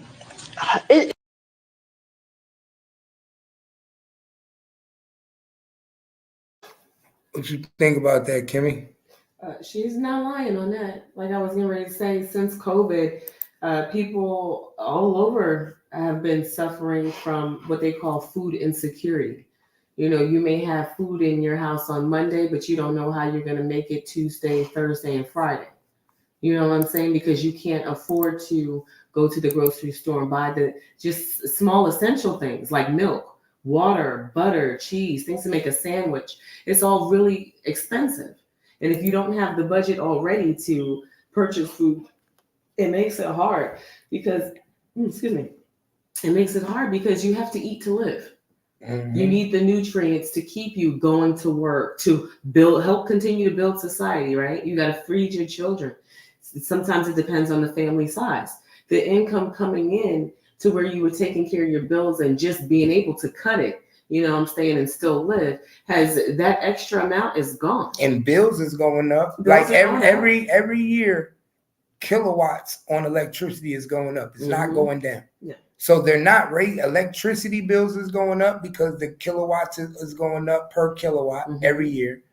Then you got to understand that your water bills is going up. Everything's going up, but minimum wage. So now your rent's going up because the landlord got to pay taxes because the taxes going up. So he got to raise the rent. So now with inflation of food going up, how do I even feed my kids or feed them with equality, with good food? Right. How do I feed them 1 time a day, 2 times a day? Because you're penalized for what has been created within the economy. You can be going to your favorite grocery store for years and the food there has now gone up and increased in price, right? But that food also had to be transported, trucked all the way across country. All of this is on the back end. So when they're buying their food, they're trying to recoup what is going out. You know what I'm saying? Sometimes there's delays, sometimes there's shortage. There's so many things that are playing within the economy that are affecting us on the lower end because we're just working people. We're not making the decisions. But the grocery stores are trying to make that recuperation of their loss because they got to buy the food, have it transported and come here. So by the time it gets to you, it's a $5 bell pepper. Oh, no. And know what I found out that a lot of people don't know? Guess what I found out? That if a certain store don't take that load and they can't get rid of that load, then they raise the price of the bell peppers. Because the more I lose on a bell pepper to the store, now I have to sell it for more to the consumer. Because if I'm losing 40 or 50% because all these stores are rejecting my product, and then I don't have Aldi's to give it to, or I don't have a dollar store to sell it to, then I've lost money, right? So guess what now? Now I got to raise the price of my product. And what does that make the store do? Raise the price of the product. Right. So when they say inflation, that's where this shit is coming from. Because a lot of motherfuckers... It's a trickle-down effect off to the people. Because somebody's going to pay it, and it's us. Because we're trying to live. Just like she said, they're killing us without killing us. We have to eat to live. And if I can't afford to eat, I may be on medication. There's so many things. We were just sitting here all night talking about all the variables within people's lives. No, I can't afford to buy my vegetables. Right. Like she said, a cucumber, if a cucumber damn near a bell pepper is damn near $5, or tomatoes damn near $3. Remember, look, the inflation is so high, I can't go into the store without calling every price out. Why? Because you know me, I'm a mathematician. I'm always buying the groceries and doing what I do. I used to be able to go shopping and stay under $100 and feed my whole household. Literally. And I used to be like, I know I'm under 100. Now I can't go shopping and stay under $300. Hell no. And that's just a regular run out. You said I'm saying? Essential stuff. That's not even the extended amount of food that you buy. That's just, I ran to the store to pick up some odds and ends and occasionally picked up some other things and got to the register. And ended up and this it was turned out to be, right. This turned out to be a $300 visit. Where it should have just been $100, you know, to get you through the week till you do big, you know what I'm saying, to do big shopping. You are doing large portions. I remember when a gallon, man, you know it's bad when the off-brand is damn near the same price is the generic. I realize that. When the off-brand is damn near the same, when you get to the store and you trying to decide if you want to get the generic or the off-brand, that's a problem. Nigga, I don't know. I just buy the brand name. I don't know if I should buy the fake cheese for $169 or the real cheese for $189 now. Yeah, I just make the decision. If it's me, I make the decision and just buy the real stuff because it's. I mean, and this is you're how, not really getting. But this is how they fuck. This is how they fucked us up, and people don't understand them. The inflation was put on all the foods Black African American eat. And y'all didn't even, a lot of people didn't even notice that. That name brand shit is still the same price.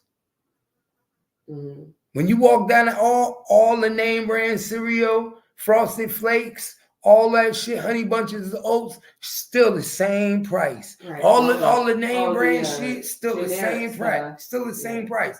But when you go to the shit that we like to buy, the off-brand, like the off-brand macaroni and cheese, the off-brand cheeses, the off-brand hot dogs, the off-brand sausages, everything increased in price. Well, so you like, damn. Well, think about that. Remember we were talking about not paying attention? Like we were just talking about Mike Jones and not paying attention, symbolism. Well, we're coming out of COVID and we know that the economy was going to take a hit, right? First thing you do is start to look to save money. So you don't even be checking for the Honey Bunches of Oats. You went to the off-brand shit, not even. We used to always buy the. But what I'm saying is, if you wasn't buying it before, your mind is thinking, I can't do that. I have to think alternatively. Mm-hmm. So, like you said, go into the grocery store. If you turned and saw the prices of Honey Bunches of Oats versus the generic stuff now, you would be like, I'm just going to buy Honey Bunches of Oats. But because you know economic struggle and all the things you're not even thinking about looking.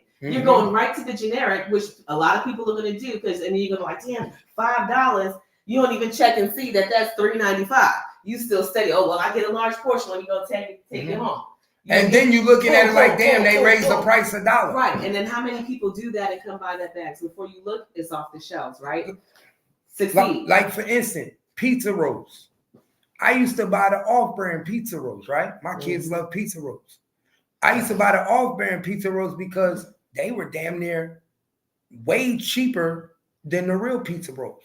Now I buy the real pizza rolls because I get the big bag for $8.99, right? Mm-hmm. But the off-brand is damn near the little bags. The little bags are $4.99, where they used to be $2.99. But how do they trick you with inflation? Because now they charge you $4.99, but they know you're already used to buying them because they great value.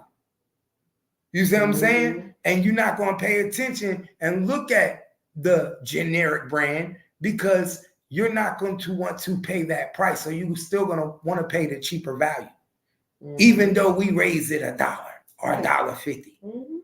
But they only raising the prices to the generic brands because they know we're the only ones buying it. That white person not coming in and buying a generic brand. She not coming in buying the generic cereal. We the only ones going there and get and come home with Scooby Pebbles. Well, that's because a lot of times people, especially in certain situations, will sacrifice taste for quantity.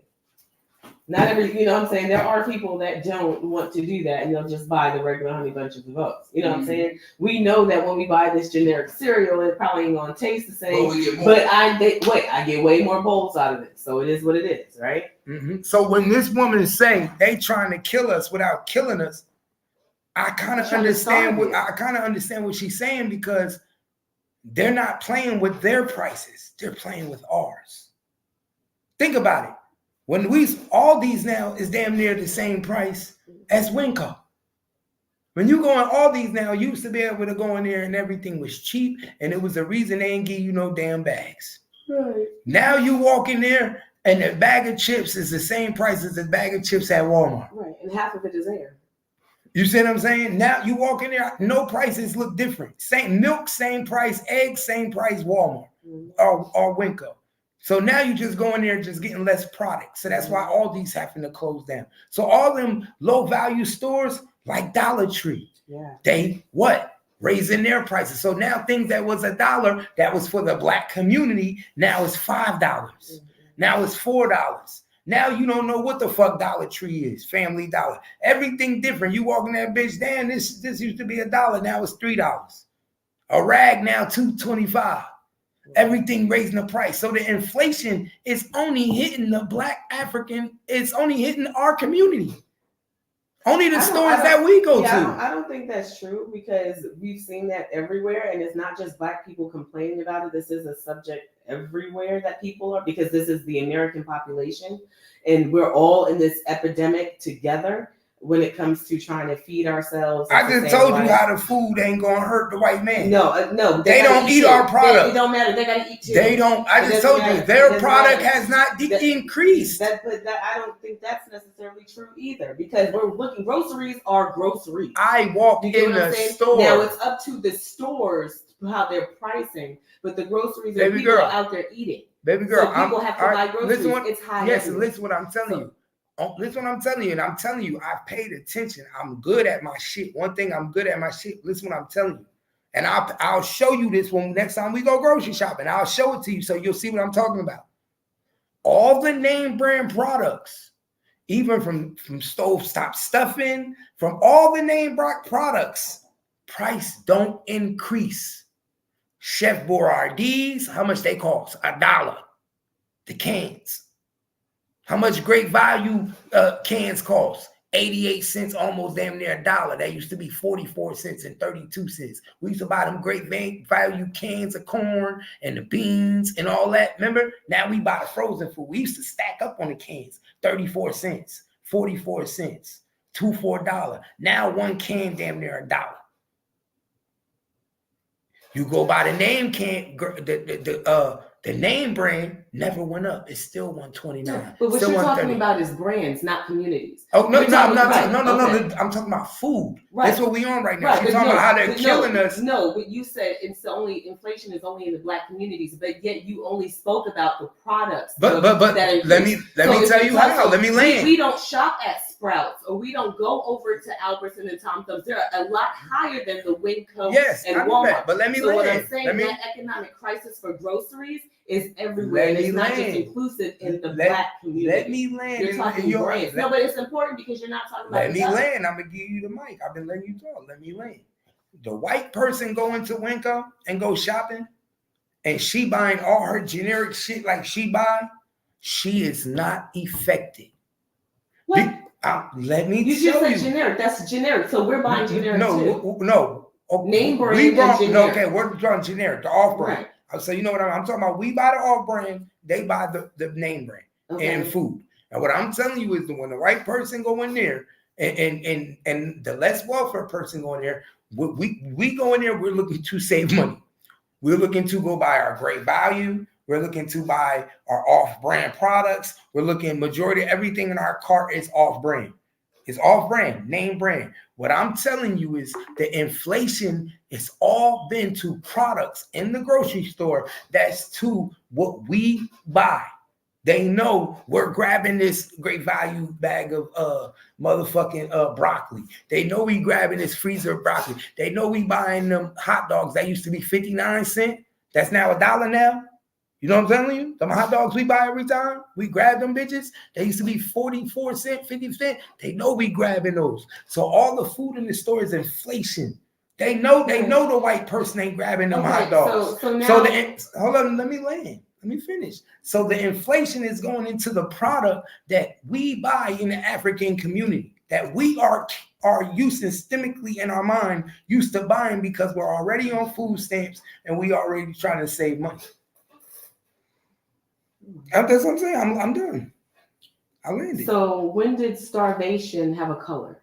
Okay, we're all here living on this planet having to sustain our lives by eating, right? We have to fill our stomachs to have the energy and fuel to continue to go on. So when you're talking about starvation, it has no color there because right now we're all living in a society where we're underpaid and we're overpaying for things that we need as a necessity. That doesn't necessarily, now, can you be landing it when you're saying, yeah, we're geared to more of the generic stuff? Yeah, because we already do that. We pass up brand name things to where white people used to go to brand name and they are now at generic. Why? Because they also have to feed their children. They are also in the same workforces with us. They're our co-workers getting paid along the same lines and having to live their lives, pay for tuition, cars just like we do, and feed themselves. So when you're talking about starvation, she's only a Black woman breaking the silence, but we're all starving. That's why we get the alerts monthly from the schools and the cities talking about these, Salvation Army people dropping off food. People are food insecure, so it has nothing to really do with being Black or white, maybe I said it wrong. Maybe I said it wrong because I'm not gearing to color. But baby, I'm saying it wrong. What I'm saying is that the products in the food that we buy, the great value products, because you got low-end products and you got high-end products, natural products, right? Because they know the African American community, they got, say, WIC on them, WIC products. They know great value. You know what products is in there that's geared to us. What I'm saying is our products that they know we buy, they're raising the prices on. That's the inflation. And the products that they buy, it's not going up. That box, their boxes and their foods of the regular name brands. Who's their foods? You're not getting, you know what I'm saying? It's not their foods. That's why I said, maybe I'm saying it's not their foods. We can buy it too. I'm not saying it like that. What I'm saying is we are geared to buying always great value. That's the trick they playing on people right now. We're geared to buying great value. We're geared to buying the off-brand stuff.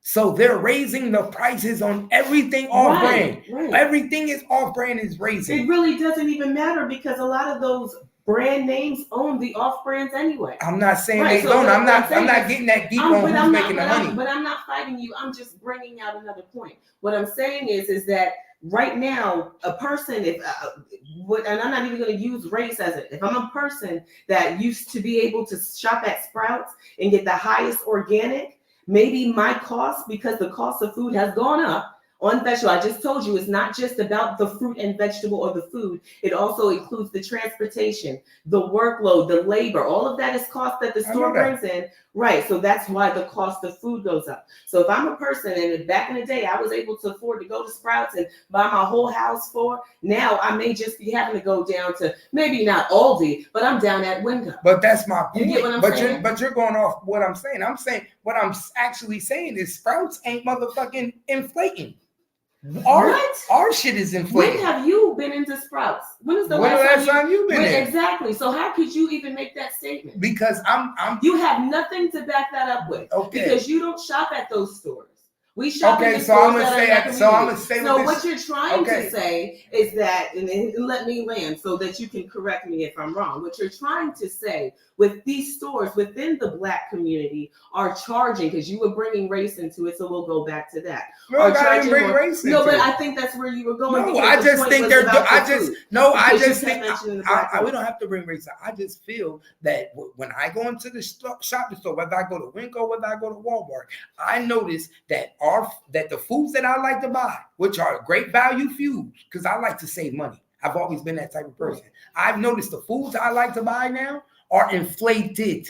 Yeah. Inflated. Right. And Walmart and Winco are supposed to be your bargain stores. Yes, right? But so listen what I'm saying. But when I look at the other products that are what you call not off-brand, I don't see no price adjustment.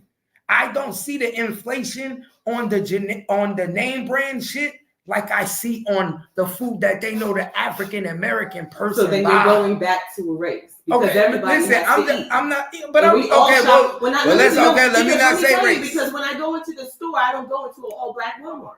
There's white people let me not say race. Let me say lower class or middle class people. Let me say so that. Now we're talking demographics. Yes, let's say lower class. Because why? Because yes, where I'm trying to go. Because the lower class and middle class person, they are the ones who buy that product. Right. The higher class person is not looking to buy that product. They look at it as beneath them. Right. I don't want to eat that. Because they can afford to spend better quality money. of food. So what I'm saying is that's how they're trying to kill us, because they're not raising their prices of product. They're raising our prices of product. Okay, that's what you're saying. I remember when the off-brand them off-brand macaronis was motherfucking 30 cents. Yes. Now they $1. Mm-hmm. Because now you need this. We know you need this. We're going to increase the price. Those that can still afford it, still going down to Sprouts or whatever, you know what I'm saying, HEB or whatever you consider a high-end grocery store. Those people are still trying to go there. You get what I'm saying? They still don't, because those, you have to So all I'm saying is look right. at the attack. That's what I'm saying. Pay attention to the attack. The attack is on us. You feel me? Because why? We the ones buying it. And it ain't got to be about race. I'm talking about, like you said, middle class, lower class, social class. The attack is on us. Because if you used to buying that off-brand shit for a low price, and now I'm making you pay for it a little under than what they paying for the generic, you ain't got no other choice but to buy it. Right. And the new person that hasn't been buying it, that is now can't afford the other food and is buying the generic, has to buy it. Has to buy it too. So that's why I'm saying it's like you killing us. I understand what she's saying because I see it. Because when I go into the store, I'm looking at that shit and I'm like, damn, why that shit ain't motherfucking going up? Well, man, beefaroni still $1. This shit should be motherfucking $2.99 now. It was $1 before when we was young back then with the other shit. Oh, let me go look at these noodles. Noodles going up like a motherfucker. Who buy noodles? We buy noodles. Oh, let me go look at the ramen noodles that they buy, the little special kind. That shit ain't go up yet. That shit did go up. No, not the ones. Cups. No, not them cups. They still $1 something each. I'm telling you, I know what I'm talking about. All right. They $1 something each. They only more money in 7-Eleven and in convenience store. Or better yet, let's go to the sodas. You go get the soda. The sodas we buy went from 99 cents, 129, 149 now. You go to a regular Coca-Cola, right? You go to the store, get your regular Coca-Cola. Guess what it is? The same regular price that it's always been. Coca-Cola ain't motherfucking $4 now for a 3-liter. Still your $2.89, your $3 some change. You still go get your regular box of Fruity Pebbles for $4.25, $3.89. You see what I'm saying? For something. They don't raise their prices up, but they raise the prices on the food that we buy. I remember when hot dog was 40 cents, 49 cents. I watched it go from 50 cents to 69 cents to now they a fucking $1. Pretty soon we'll be paying $2 for off-brand hot dogs. Mm-hmm. Remember, I used to buy, and guess what? Ballparks, when I used to go to all these, remember, we used to eat ballparks at one time. They was only $1. And they were name brand. You see what I'm saying?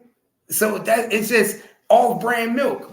I remember when off-brand milk was what? 99 cents. We used to go to all these, get the off-brand milk for 99 cents. Now the off-brand milk, $2.99, $3. The brand name of milk? I don't even know the brand name of milk. The real brand, the good milk? Mm-hmm. The good milk, the one with the cow on it. They got a picture of a cow. It all tastes like the same shit. It all tastes like the same shit, but you got the great value milk, and then you got the real milk with the cow on the front of it. Y'all got the big cow. But I'm just saying, I remember when the off-brand milk was motherfucking 99 cents. Now the off-brand milk damn near the price of real milk. Real milk damn near only a little bit more than off-brand milk. I remember biscuits was 50 cents. Great value biscuits, remember, 50 cents. Now they damn near the price of regular briskets. Only thing went up is the shit we buy. Remember, you could go buy a pack of butter for 50 cents. Only thing went up is the shit we buy.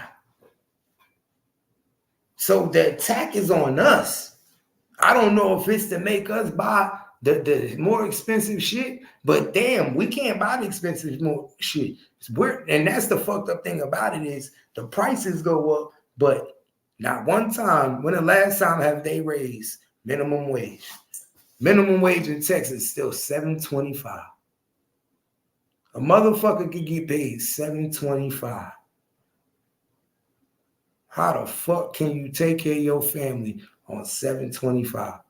You can't. You gotta get another job. And there's some Mexicans that's getting paid $7.25. You gotta get another job. You gotta work multiple jobs. They want to overwork you, kill you earlier. This shit is crazy, y'all. But we about to get up out of here, man. I'll fuck around, be back up in here later, man. I appreciate y'all for rocking with us. You know how we do. Kimmy, appreciate everybody for checking in, fucking with us. It's Friday night. We're going to have a couple drinks. I'm going to do the Macarena. You know what I'm saying?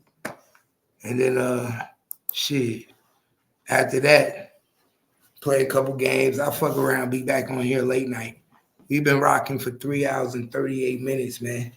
Support the motherfucking page. If you rocking with your boy, man, like I said, y'all know what it is, man. We give you nothing but good content, break down nothing but real shit and news that you can motherfucking use, man. Everybody can't do like I do, man. Y'all know what time it is. If you rocking with me, then I'm motherfucking rocking with you, man.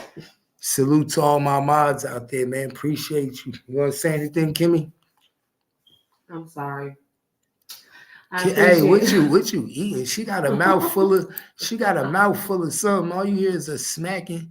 Like, hey, she always eating something, right? These are garlic stuffed olives.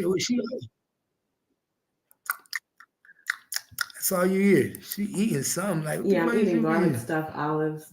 But no, I appreciate y'all tuning into the conversation. You know, I love to grace my presence here with Gangsta Cat and have a good conversation. Friday night, good talks to you. No, we're gonna start getting back to our content though. I gotta start getting Kimmy back on content, man. I'm about to get me a camera. We're gonna start having Kimmy putting her clothes on again and looking good.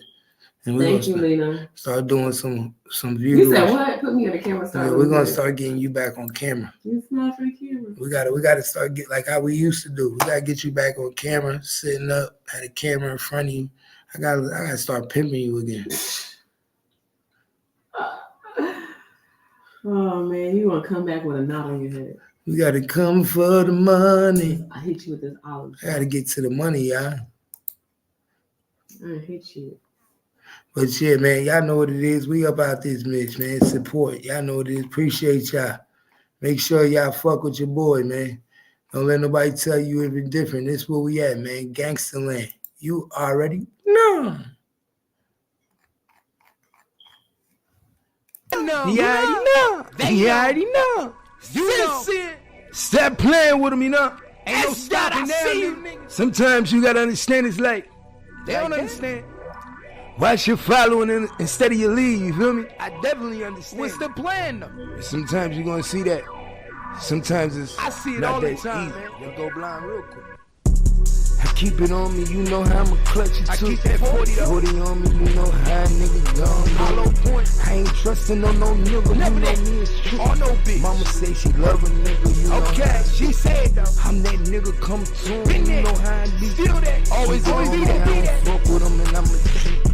All them niggas perpetrating, you know how I do that. I'm that nigga, I swear to God, I'm a fucking shit. Never been no bitch, you know that's me. I don't play them games, these niggas play cause I'm a G. It's time to get it in, you know just how I'm gonna be. Give me one bitch, give me two, might as well give me three. I've been snuggling on the block for a minute, only niggas play the guard like I'm a thug, but they know just how it be. I've been getting to the money, all them niggas hate on me. Ride around foreign whips, they know how it fucking be. Niggas know the sincere, special K, I been a G. Back up in the club, bag a bitch and might take home 3. She say she in love with me cause I'm a god, that's how it be.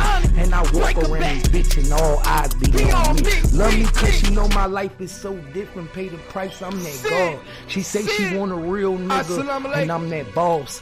I don't play no games, nigga, he could get lost with them fishes, nigga. I'm a ball. Yeah, I know. Take it easy on that nigga, you know how I be. Jersey young nigga, I'm that nigga, always been a kid. Jumped up in a Hummer, he cocked it by 3. Told that bitch to bring that BMW back here to me. Ain't no playing games. And when it's time to get it in, I don't play with you niggas, I ain't got no friends. I be doubling up the codes to go up I-20 again. To bring back 20, the kilos, I'm gonna win. All them niggas hate a real hustler, I'm gonna get it though. I ain't worked a day in my life. You gotta feel me though. Chasing dough. Every day a bitch wanna see me though. Say I'm living like she on my dick cause she love me though. I'm a type nigga that a nigga wouldn't step to. Keep a head on the hip in case a nigga rush through. Yeah, I got that money. Keep 1,000 on me every day. Walk up in the club and you know what the DJ say. Sincere, I don't play. Ain't fucking nigga day. I be going places that these niggas never seen today. I'm in the Rolls Royce. I'm in the BM. I'm in the I8. Yeah. Niggas gon' hate me cause they know how I'm gon' really be. I be chasing dollars that these niggas ain't gon' never see. I'm doing new shit every day. What up, everybody? It's your boy Gangsta Cat, and this is The Bounce, and it's exactly where it go down. So if you enjoyed this video, make sure you do your boy a favor and hit that subscribe button right there. You already know what it is. You know this the #1 spot, The Bounce. If you rocking with me like I'm rocking with you, then let's bounce on something. This your boy Gangsta Cat, and that's Kimmy. So you already know what it is. Make sure you subscribe to the page and help us get to where we need to be at $100,000 subscribers. You know what it is, man. I enjoy this content, and I hope you do too. Keep it cat gangster. You already